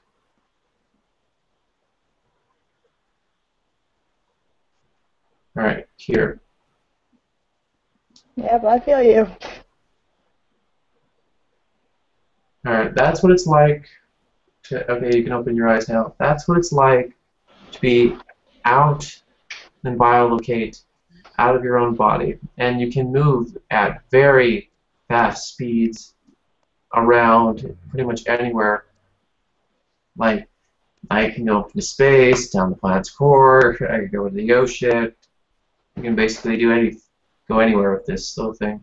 And it's also a great tool for distance healing and also sending energy from a distance. If you want to be able to see things and feel things at a distance. You know, as you already know, you can send with energy balls at a distance, but it's kind of a little harder unless you're connected to your energy ball and feeling what that energy ball is doing around in that room. I have a question. Mm-hmm. Is it possible to see like a spirit in when you're doing that? Yes, absolutely. Because I grabbed a lady's hand and like held her hand. She was really old. Yeah, that definitely can happen. Okay, that was weird. Did that happen just now? Yeah. She was like an old lady in a nightgown. And she was like clasping my hands, like saying how, like, I don't know, like, just letting her know that I was there. I don't know. Now I have a headache. Oh All my right. god. Is there any other tricks with energy you want me to show you guys before I get to grounding and centering? Mm-hmm.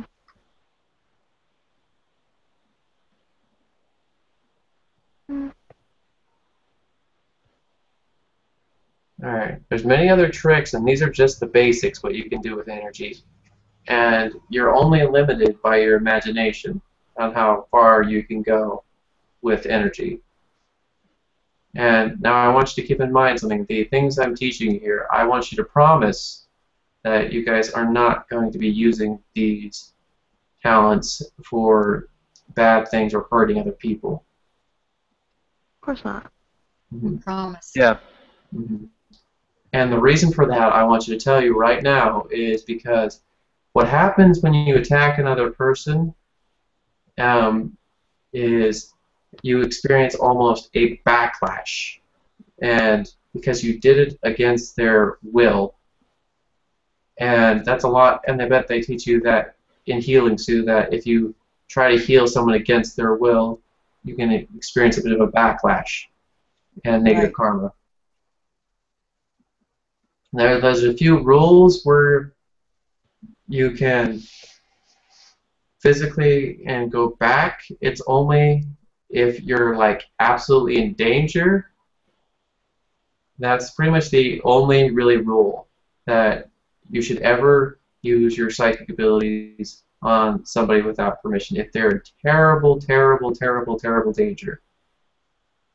Or you're in terrible, terrible danger. That's the only rule I have with that. Now some may disagree with me, but that's my rule. With that, I don't ever strike back or anything or use my abilities on another person unless like I've been given permission. Now, this doesn't really count for surface readings when you just naturally feel other people's energy in the room. That really doesn't count. That really does not count at all. Because here it's like publicly posting a status on Facebook. You feel that energy as you pass. You can't help but notice it. It's right there. So don't worry about that too much.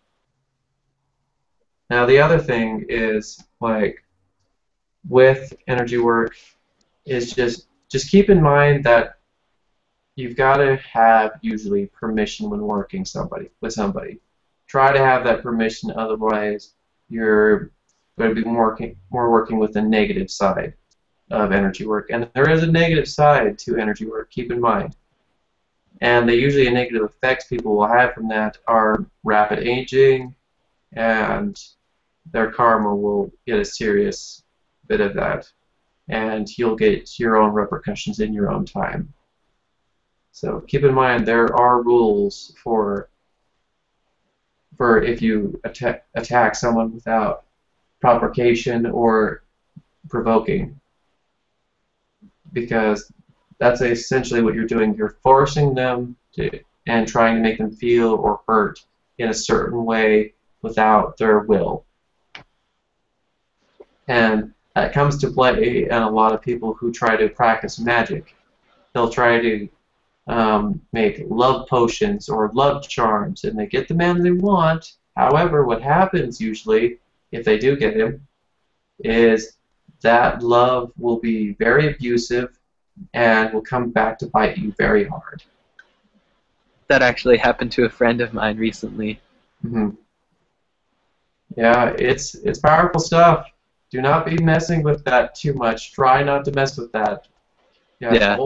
Always try to get permission if you can, unless it's in serious danger. Now I don't expect you if an entity is trying to attack you, I don't expect you just to sit still either and just let them beat up on you. I really don't expect that. I wouldn't expect it if someone was actually hurting you either, because you need to defend yourself. You have your own sovereignty and your right to exist. And that's for that law does not matter as much anymore.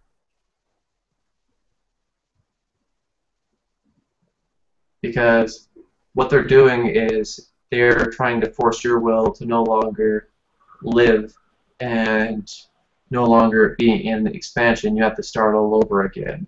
And that can be not very good, as you guys know.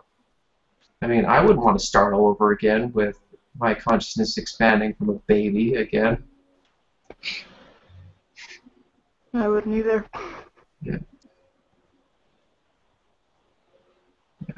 And that's just some of the basic rules you just need to follow, because otherwise it can just have severe consequences. Alright. Now, is there anything you guys want to know before we get into grounding and centering? And then I'll show you guys shielding and also constructs. And that's pretty much at the tail end of the lesson there. Anything at all? Any questions? Alright, on to centering and grounding.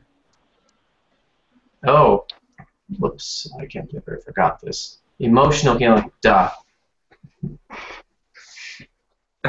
Almost forgot the most important part of the lesson. God. What am I thinking? Hey, Alright. so Yeah. Alright. Now, this first thing is on memory recall. And as you know what blockages already do to you, these are very important that you heal the memories according to where these blocks exist already. So the first step is memory recall. And with memory recall, what you're going to do is you're going to close your eyes, take a deep breath,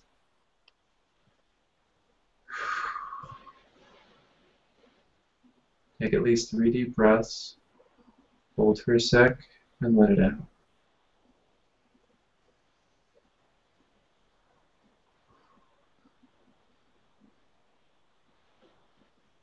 Now, think of a memory you want to go to, or even if you don't remember it, you'll remember it with this trick. You're going to say, I want to return to the time of when this first happened. You can say it vocally and mute your mic if you want so no one else hears it. Or you can say it within your mind, but it's not as powerful if you say it within your mind. So I would like you guys to mute your mics if you guys wish, so no one has to hear what memory you're going towards.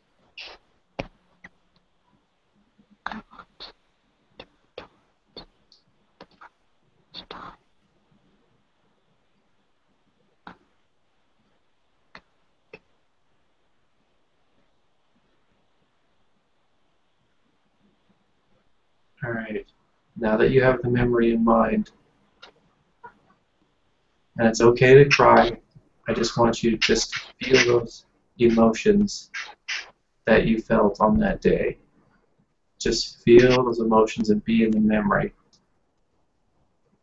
And after the end of the memory, I want you to go up to yourself in that memory and give yourself the comfort and emotional comfort that you needed at that point in your life to try to change the memory for the better.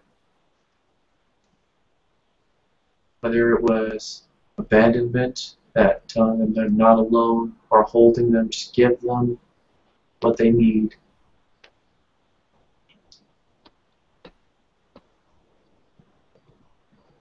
It's okay to cry if you feel the need. It's okay, you're just experiencing a release of those emotions. And just feel those emotions for a sec. And then as you comfort yourself, you'll begin to feel better. The other way you can do this is you can feel the emotions for a bit and look at the moment and then just feel neutral. At the end of both of these, whatever path you choose, I want you to visualize that memory going outwards and floating away from you and watching it burn and disintegrate. And I want you to visualize yourself in a very happy, peaceful place that you feel safe and calm. And just let yourself feel at peace for a second.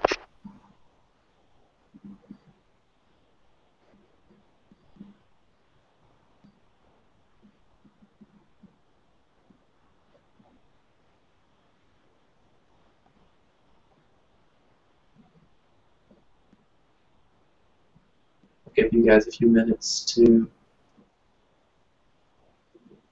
come back.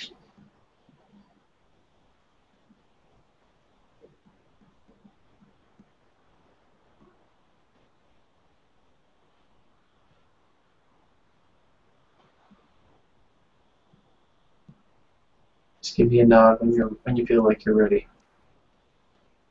Ready.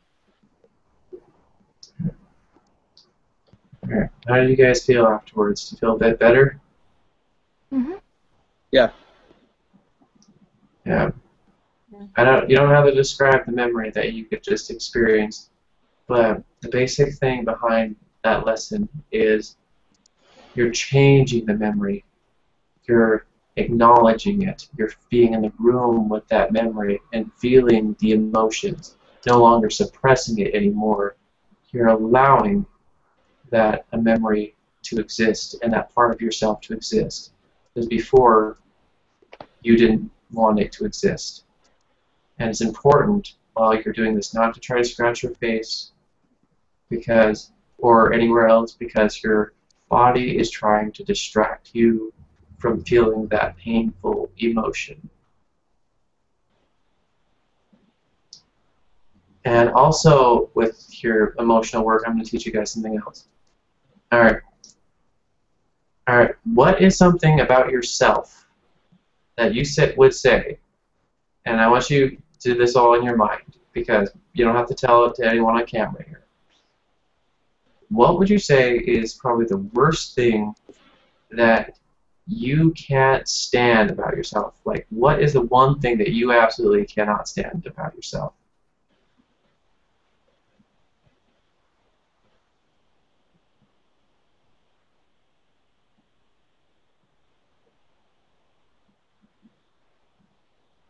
Think of that for a moment and list the traits why you think it's bad for a second.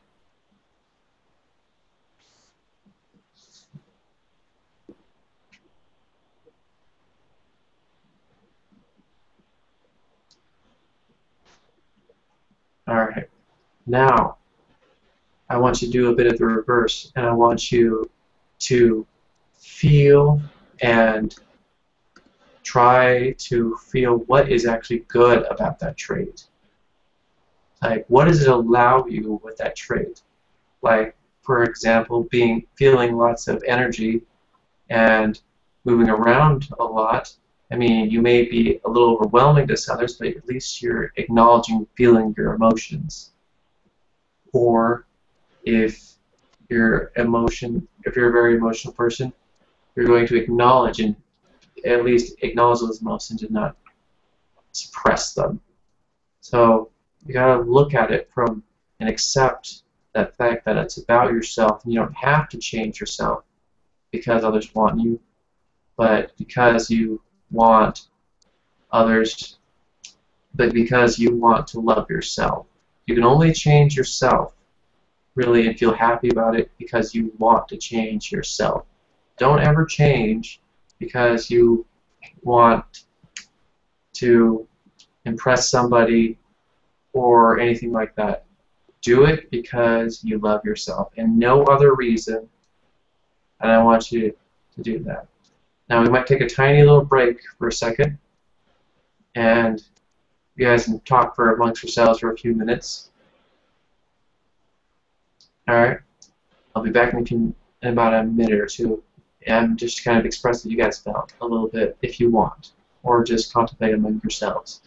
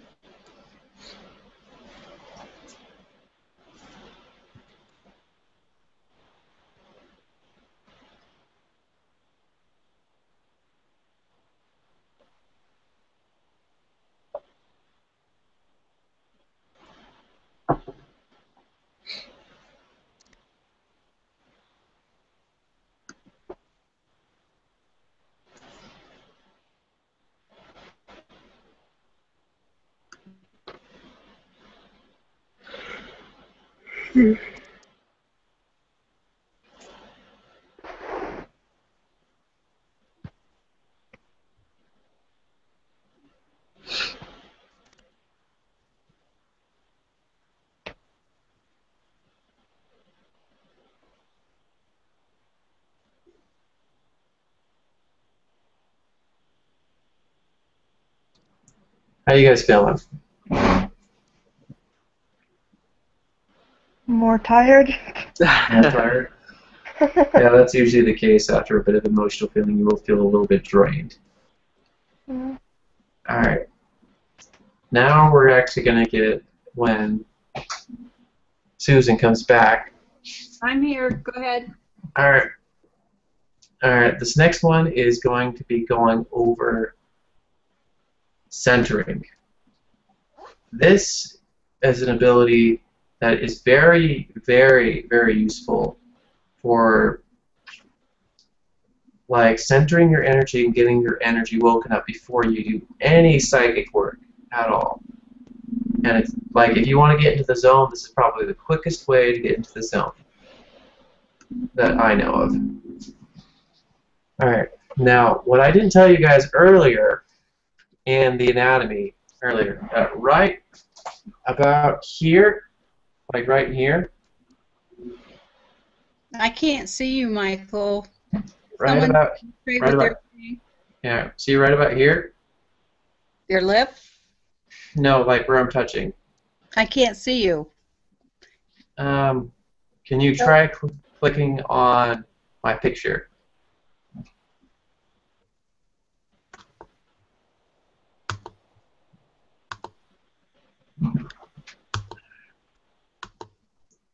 No. I haven't seen you since. Right. I only saw you at the very beginning. I haven't seen you for the last 2 hours. Alright, let me refresh my video. See a picture of you. There you go. How about that? Nope. I just Okay. saw a picture of you. Alright, I'll just describe right where it is. It's going to be right in the center of your chest area. Okay. And I like to call this the core, or where your soul energy sits. I like to call it your second heart. It's right next to the heart chakra. It's right where the soul usually sits in a person. And it's the part where your inner self will usually reside, and it's probably your most direct connection to your higher self and the ability to know who yourself is as an eternal perspective. And I'm going to teach you guys how to reach that point. And it also wakes up your energy very good, and it's also very useful for meditation. Okay. Alright. Alright, now I want you to close your eyes. This is eyes. Take a deep breath.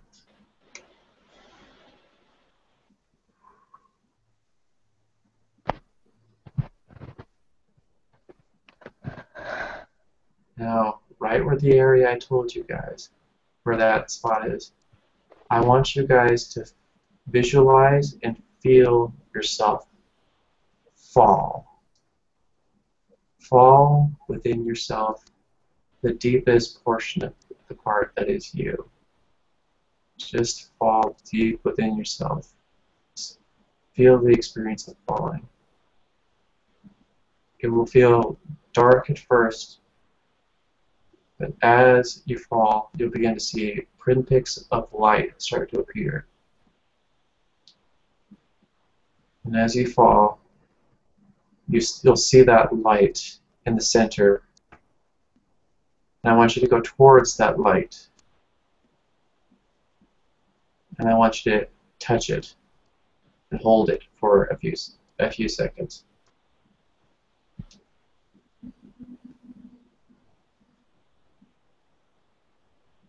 And just envelop yourself in that light and energy.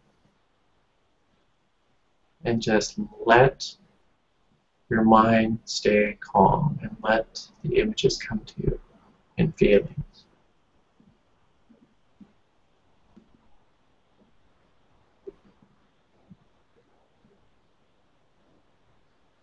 And you can ask yourself questions or think about things, and you'll just begin to feel and see answers and questions as they start to come to you of why some things are. And sometimes it will be quiet, but this is a place I found is the best way to come to know yourself and also center your energy and strength.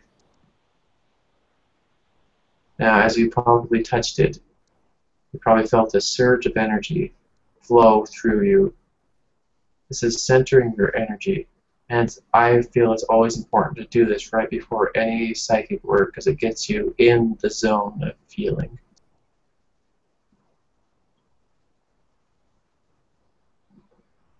Alright, how do you guys feel? When I touched the light, I felt love. Is that That's normal. okay? I felt calm. That's normal as well. I felt happy. Yeah, it'll just be usually very positive, good emotions in there. And it's also a place where you can come to really know yourself as you dwell more in that spot, as you meditate. And that's a form of meditation I do. And now there's many other meditations you can do, like you can visualize at becoming the orange ball or any of those, and that's a really good one for learning how to focus. There's many meditations out there. Some of the meditations I do are just focusing my energy and moving my energy through my body and using all the skills I have in practicing. And what I usually do with those skills, I usually practice them at least once a day, and they just get better and better, more honed as you do it. Psychic work is a long life thing. Your abilities will open, and they will open quickly. It's just the more you learn and the more you do, the more you'll be able to do. And just how far are you willing to go? Now, the next part you've probably all heard of. It's grounding. This is for bleeding off excess energy after you've done a lot of psychic work, and it's very important for your energy system so you don't feel like super high, out of the world, and floating everywhere. And what you do is you connect with the ground with an energy and just let that energy, that excess energy just flow out. So you feel calm and in reality again.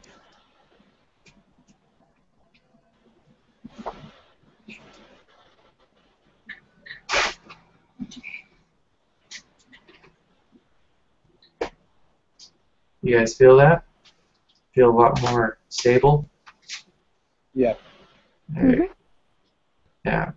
Now you can naturally ground by going outside and putting your bare feet onto the ground, but with synthetic shoes that's been not as easily done anymore. So if you are feeling a little down, and grounding is also very important for if you're experiencing a psychic attack, is to ground and let the energy just go into the ground without touching you as much. It's pretty much like a lightning rod. It's not going to be striking you.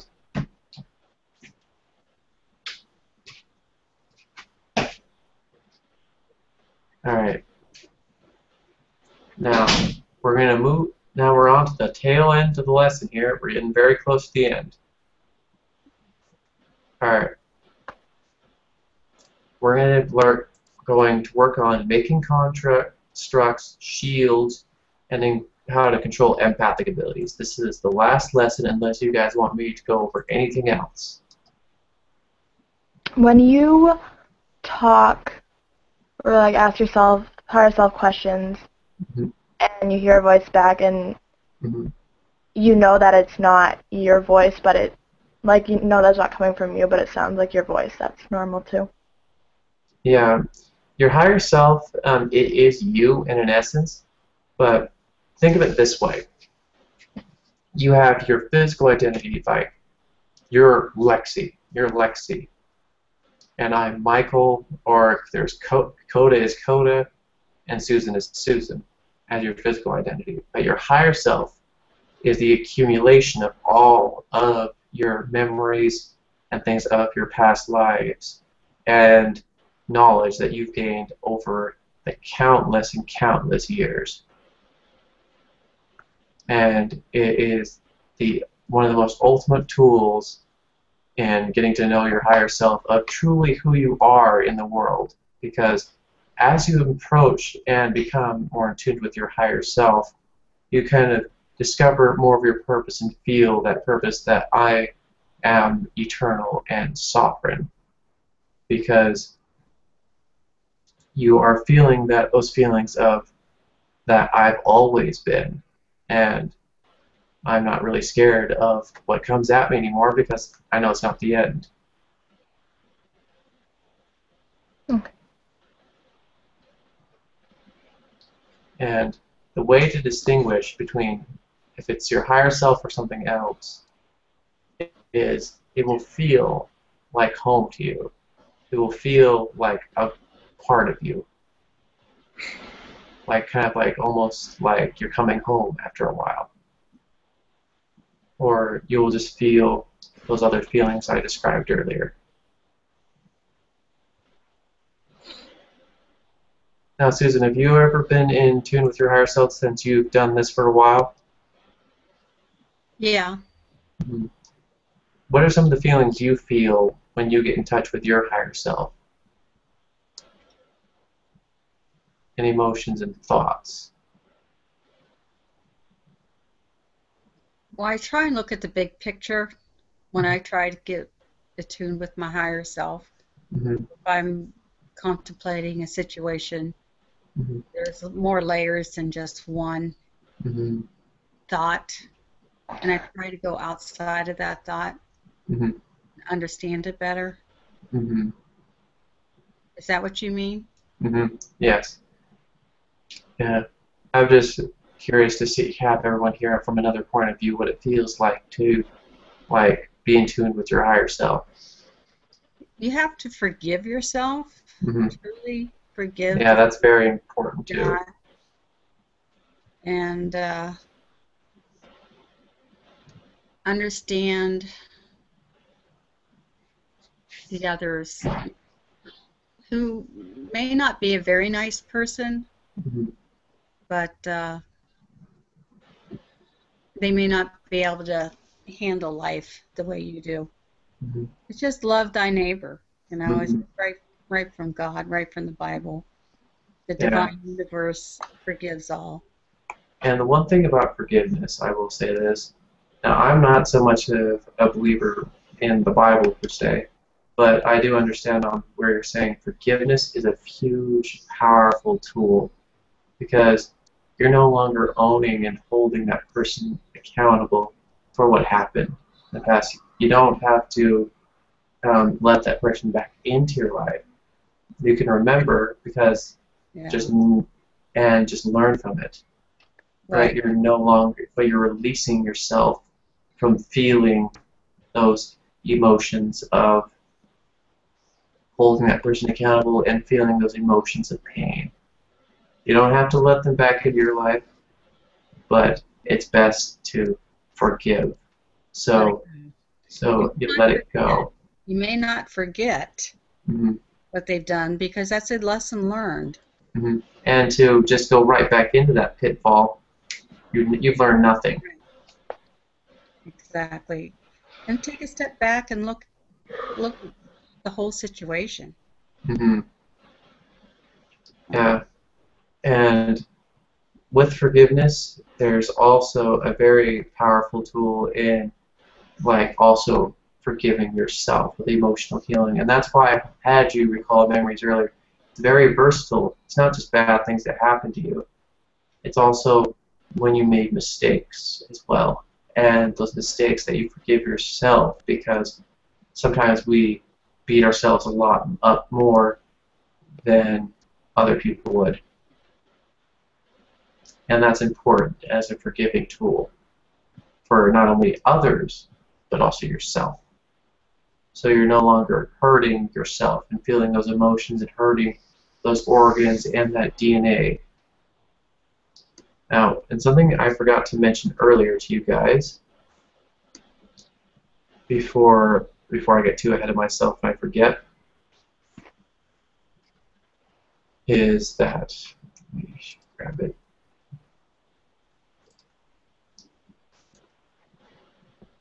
How the energy flows from the outside world into you goes like this.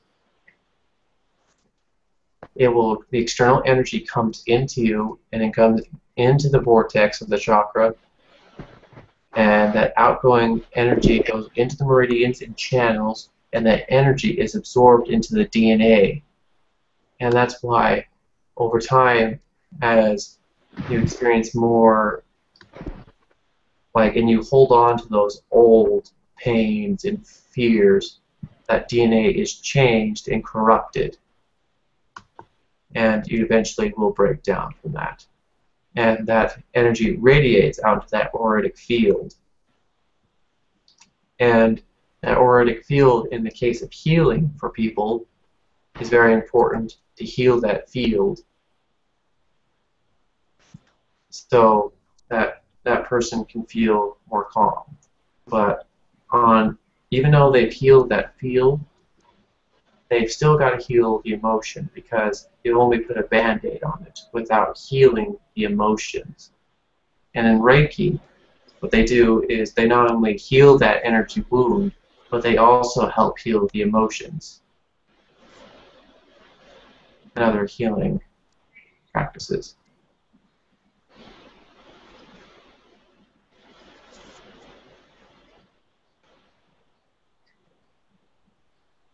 Alright. On to the next spot. Alright. We are going to start learning how to make constructs and shields and how to control empathic abilities. Now with constructs, basically think of it like a skeletal structure of you're building something. Alright. With energy, you can not only manipulate it in the air, but you can also make things. Like some more complex things you can make are even entities and beings you can actually make of energy. And that's when you get a lot more complex. But for now, we're going to focus on the basic construct we made earlier was an energy ball. And that shell that was around it had a purpose to keep the energy in. And with constructs, with energy, like what you'll do is you'll program the energy to do a specific thing. You enforce it with intent, love, or whatever you're designing it to do. And in the case of constructs, you're basically like when you made the hard shell around the energy ball, you're making a skeletal structure of whatever you're making. Like, for example, a form of shield I make, I call it permashields, are like a skeletal structure of a building. I make those constructs, and then I make the energy form into a shield, into a hard surface, and that protects my entire dwelling in place from energies entering in that are not good, and also as well as entities that are not good. And you program that shield to do what it's supposed to do, like whether it's supposed to keep negative entities in, out, or any of the sorts. And you're just supposed to program it what the rules of what it's supposed to let in, out with shields, or whatever it's supposed to do. And now, to make a basic shield, I'm going to show you guys, is take your hands and create an energy ball again, but this time with a little variation. We're going to expand the energy completely around ourselves. And this is just a basic shield, keep in mind. And you're going to keep it until it forms an entire layer around your body, protecting yourself and your aura. This is also very good for deflecting emotional situations where it's very hot and emotional, and also psychic attacks and other energies in the room if you need to give yourself a bit of a break. Now visualize that shield being built. It can be built like bricks, a wall, but it's more or less for me usually an energy shield. And you want to put a hard shell around that so the energy does not escape. And it should feel like you're almost in a bit of a dome. And this is just one way to create a shield. This is just a basic form of a shield. And you can program that shield to do specific things. Like, for example, absorb and get stronger from the energy that's around you. Although, after a while, that shield can be distorted with energy and will break. Now, shields after a while, no matter how well made, will deteriorate after their time. And even my shields, which have their own power source and energy that I feed them, what will happen is that I have to go and repair them eventually because they become a little corrupted, although I don't have to repair them as much. So shielding is very important for protecting yourself from entities and energy. But here's the flip side of the coin. As you shield more, the less the more closed off you are to energy around you, and you aren't able to feel as much, and that's the trade-off. So there's a certain amount of shielding and sensing. You got to keep a balance between the two of them to not only sense and keep your psychic abilities up, but also keep shield where you're safe. Now what I do to help keep a balance is I make a net of threads of energy that circle me in a net, so where I can put energy outwards to feel, but also am protected. And if something starts to come after me, I have a bit more of a reaction time to stop the energy and put up the full shield when that comes in, but it allows you to not remain blind.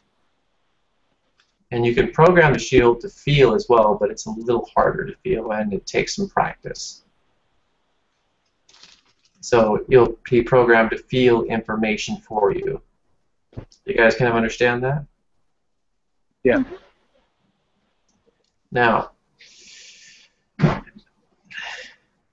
what a psychic attack will usually feel like for you is like you will feel intense pressure, or almost like something's trying to gouge at you, and it can feel sometimes a little painful in a real psychic attack, and I've experienced plenty. And as you become more adept in energy, you might have to get into a few of these, because entities love to go after psychics for one reason. They love to go after people with energy because of the reason they have more energy and they consider you a prize to go after. So the more you do, the more you have to deal with too, but they also, now that you have the energy, you can also defend yourself much easier than the average person could. So it's a trade-off. And what an entity's ultimate goal for attacking a person usually is attaching to you and beginning to go inside you and beginning to get full control over certain times, or just feel the ride of physical existence and drain your energy because they want to make themselves stronger. The more energy they have, the more they can do, because an entity wants to manifest physically in the reality. They want attention. They want fear. They want big attention because those emotions will feed them. And this is not meant to scare you. This is merely meant to inform you.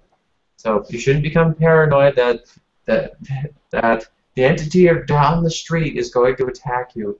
There's much, like the normal world, there's as much good as there is bad. So there are also good entities like angels. I've met a few of them around.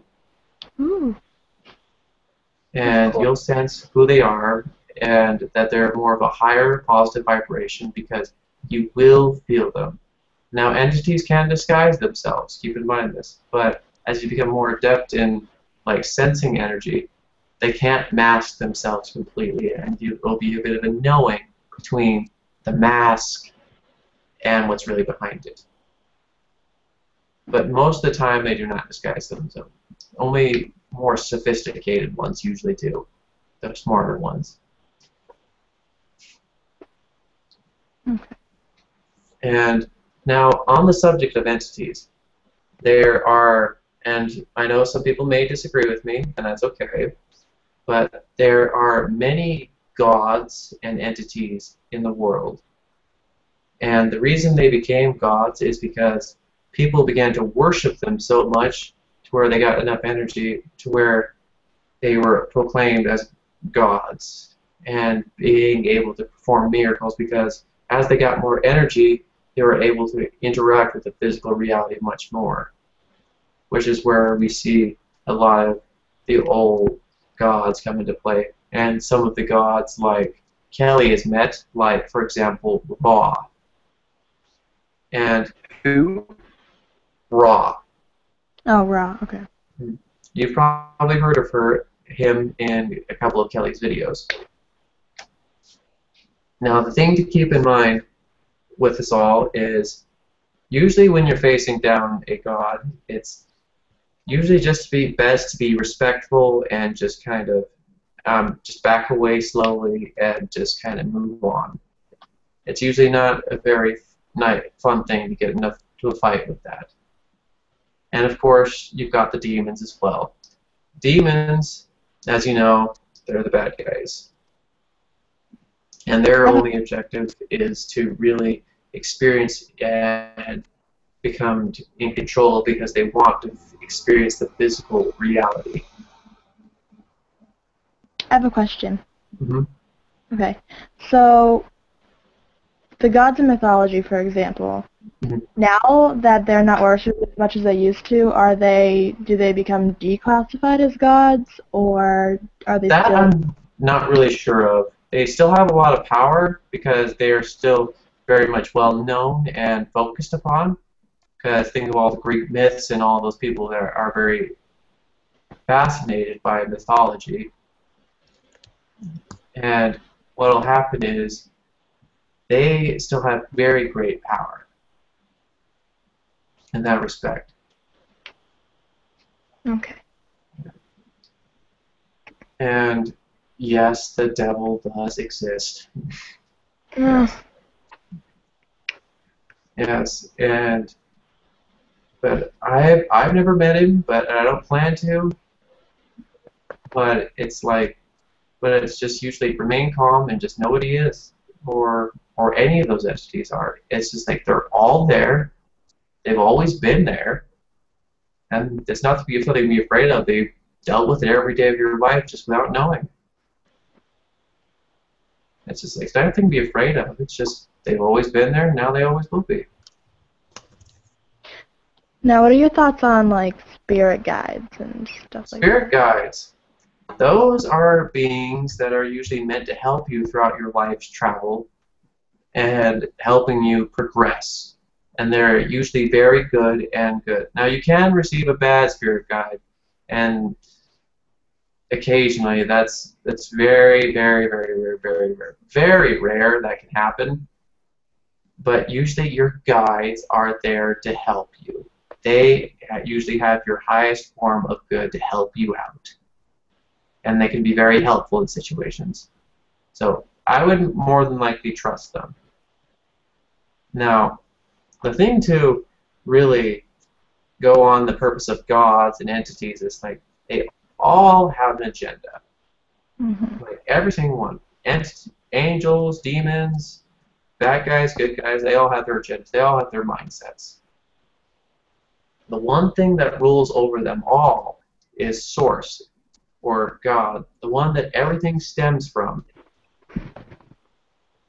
Because that is what created that. A source consciousness basically means everyone came from that and is helping it experience and perceive perception and reality and expanding its consciousness as well as ours. Okay. So... and sometimes you really don't have to accept all this, but what I've learned as you become more in tune with energy work over time, you begin to see these things and you really can't deny that they're there, because you'll begin to feel them all the time, because it's like they're here, you see them, they're right there, you can't just ignore them. Right. Yeah. Is that the same with spirit animals? Mm-hmm. Also? Spirit animals are usually very good as well. And angels usually have your best interest in heart, but just keep in mind you don't always rely on them.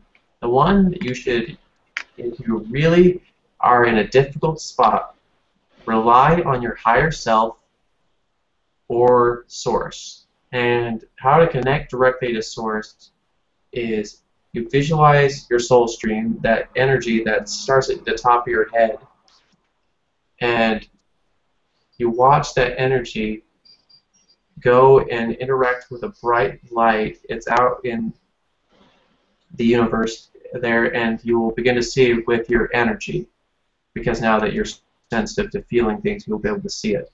And as when you connect with it, it's like golden threads, and it'll interact with your energy. And that from there you can receive a lot of downloads, and as well as information. And what downloads are, that can happen from your higher self or from source. They're basically information that you don't know what to really do with until the time comes to use it, and it will intuitively come to you into that situation as the need arises, and you will remember it from then on, and unless you forget it. Now, I'd like to point out as well that, like, a lot of the gods and everything, they often will serve as middlemen to source, or the absolute God, or whatever you like to call it.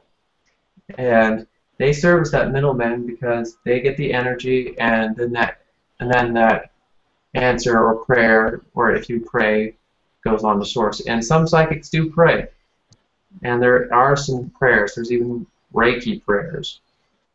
So there's different forms of prayer all over the world. It's very universal. And these middlemen will transport those messages and then relay it back usually. But you don't have to go through them. With connecting to source, you connect directly, no longer to just the middleman. You're connecting directly to source. It's like you're going shopping. You see, the middlemen have all their nice things on the shelf and ready for packaging, ready for you to go. But there's a price to be paid, and that usually includes worship and energy. But then you have also source, where it requires nothing. And so then, like praying to God and then God relaying it to source? It depends on what you pray to and what your intent is of relaying it to. Yeah, what I showed you guys earlier, and what I was talking about earlier, is you'll connect that energy, and you'll visualize your energy going out in a beam towards that light, that source of light. And you'll begin to feel it in your meditations as you move around with your energy and experience. And you'll find that source of light. It's kind of hard to miss. You'll find it. And if you need to, there's also Kelly's videos of how to connect to source, and she explains it very, very well in very good detail.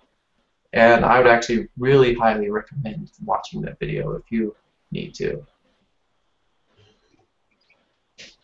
Alright. Now for the last thing, empathic abilities. How many of you here are empaths? Okay, what about you, Coda? Are you an empath?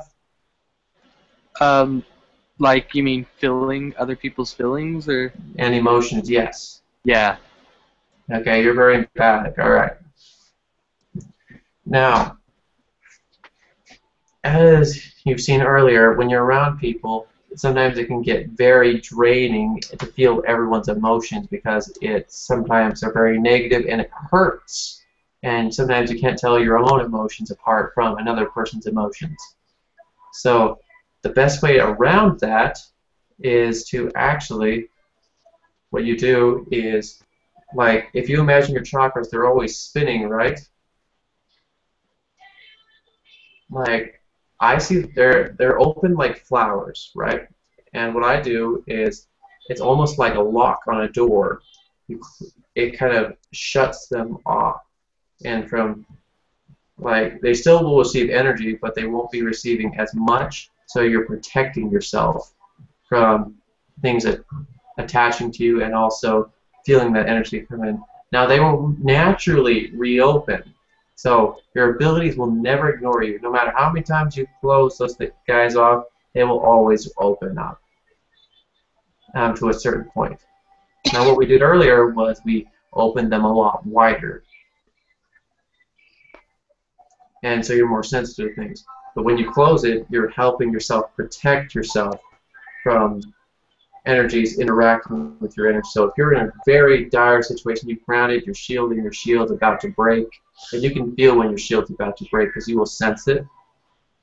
I would immediately close those chakras because it makes it really difficult to attach to you in a negative way. And also it helps with empathic abilities. You can also, another trick is to give the intention to dial your empathic abilities down and giving it almost like a dial and just dialing it down just a few bits so you don't feel it as much. Or you can increase it. But that's the basic on how to control empathic abilities. And I'm sorry I don't have a demonstration for that, but I would need you guys in person for that one. I could biolocate to you guys, but I have a feeling you guys are very tired, and you guys are at the kind of at the end of your rope after doing all this energy work. How are you guys feeling? I'm tired, but I feel as if I did learn a lot. Mm-hmm. Yes. Mm-hmm. Yeah. And I really enjoyed meeting everybody, Mm-hmm. even Me though too. I am the older one of the family here. Yeah. Hey, you have No. more with. Go ahead. What? I just said she has more wisdom. I've lived through a lot.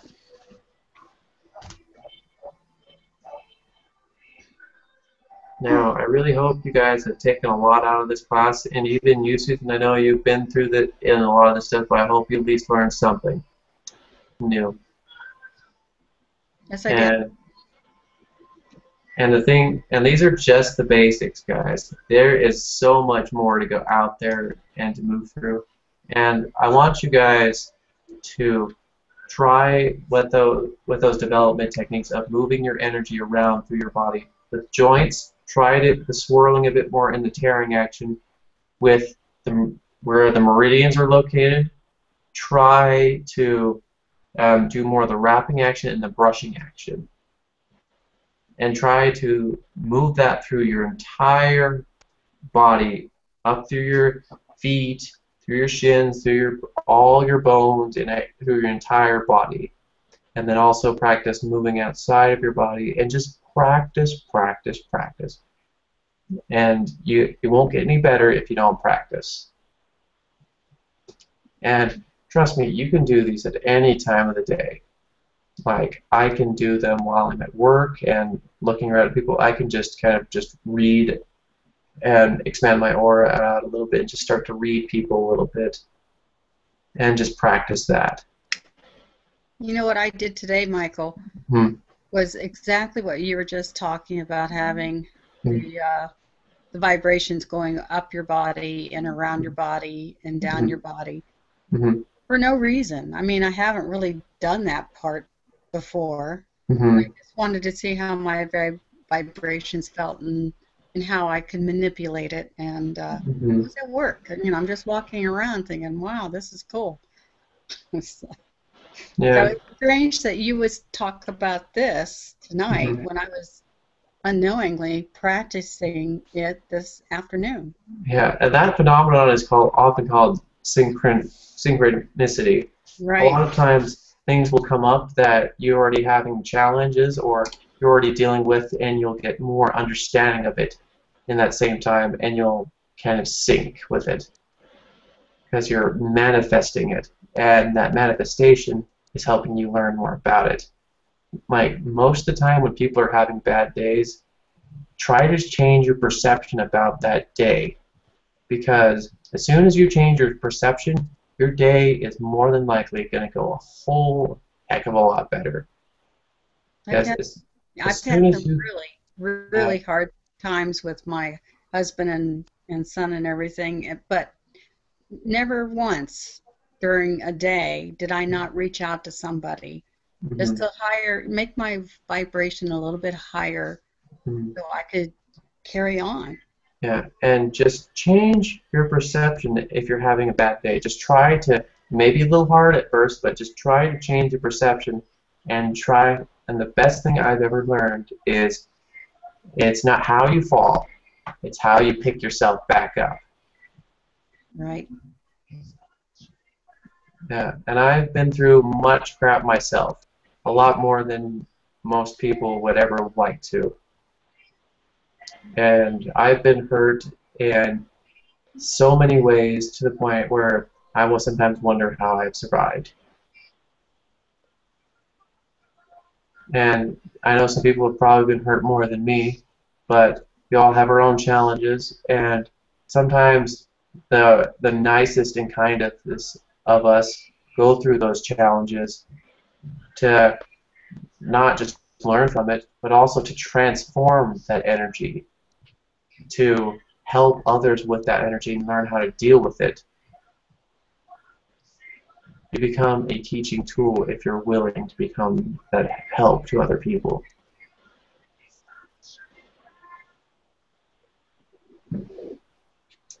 Well,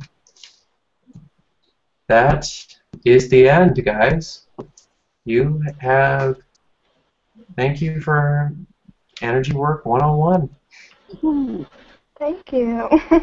I don't know how much you guys will remember throughout this course, and I will try to tie those two videos in together. And I just wanted to thank you guys for coming here, listening, being polite, and doing your best to listen and trying to keep an open mind. I would advise you guys just to try to keep an open mind throughout this entire thing, as you go through your life. Because having an open mind will open you up to so many more perceptions and things about life. Alright, is there any questions for me?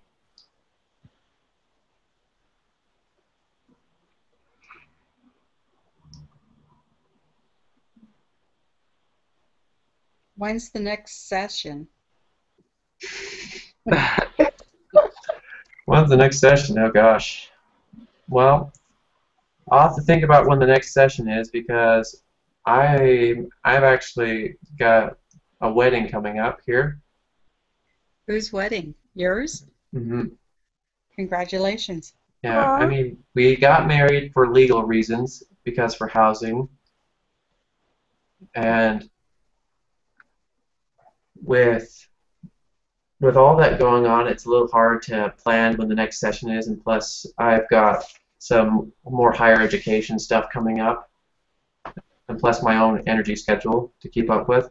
I'll try to see if when the next time I can plan another energy session and go on for a class 2, a part 2 of this, or onto some more advanced things. But the thing why I stop right here is because you got to give yourself time to master these basic skills you've already been learning and remembering. Absolutely. And I would advise you guys to go to your local library, read, look on the internet, find some books, and start to read about these things, because you only gain more knowledge as you go. And the more you get and the more you do, the more you get to do. I learned a lot off of YouTube. Mm-hmm. Okay. Yeah, it can be. Kelly was one. Mm-hmm. Yeah, Kelly, it was a very great resource for me when I first started with my abilities. Exactly. Mm-hmm. Yeah. Yeah. Now, if I remember right, was it you, Lexi, who wanted to know what parasites were? No. That was somebody else. All right. Yeah. Now, keep in mind one more thing before I end this session. There are many sorts of entities and astral critters out there. There's not just angels, demons, and the odd spirit animal or two. There are lots and lots and lots of spirits. It's very, very, very diverse out there. Big, open, good, and the bad. Just like this world here. You got the good and the bad. It's not meant to frighten you, it's just you're opening yourself up into a larger world.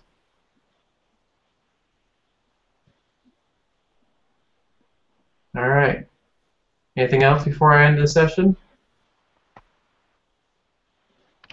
Not for me. Alright.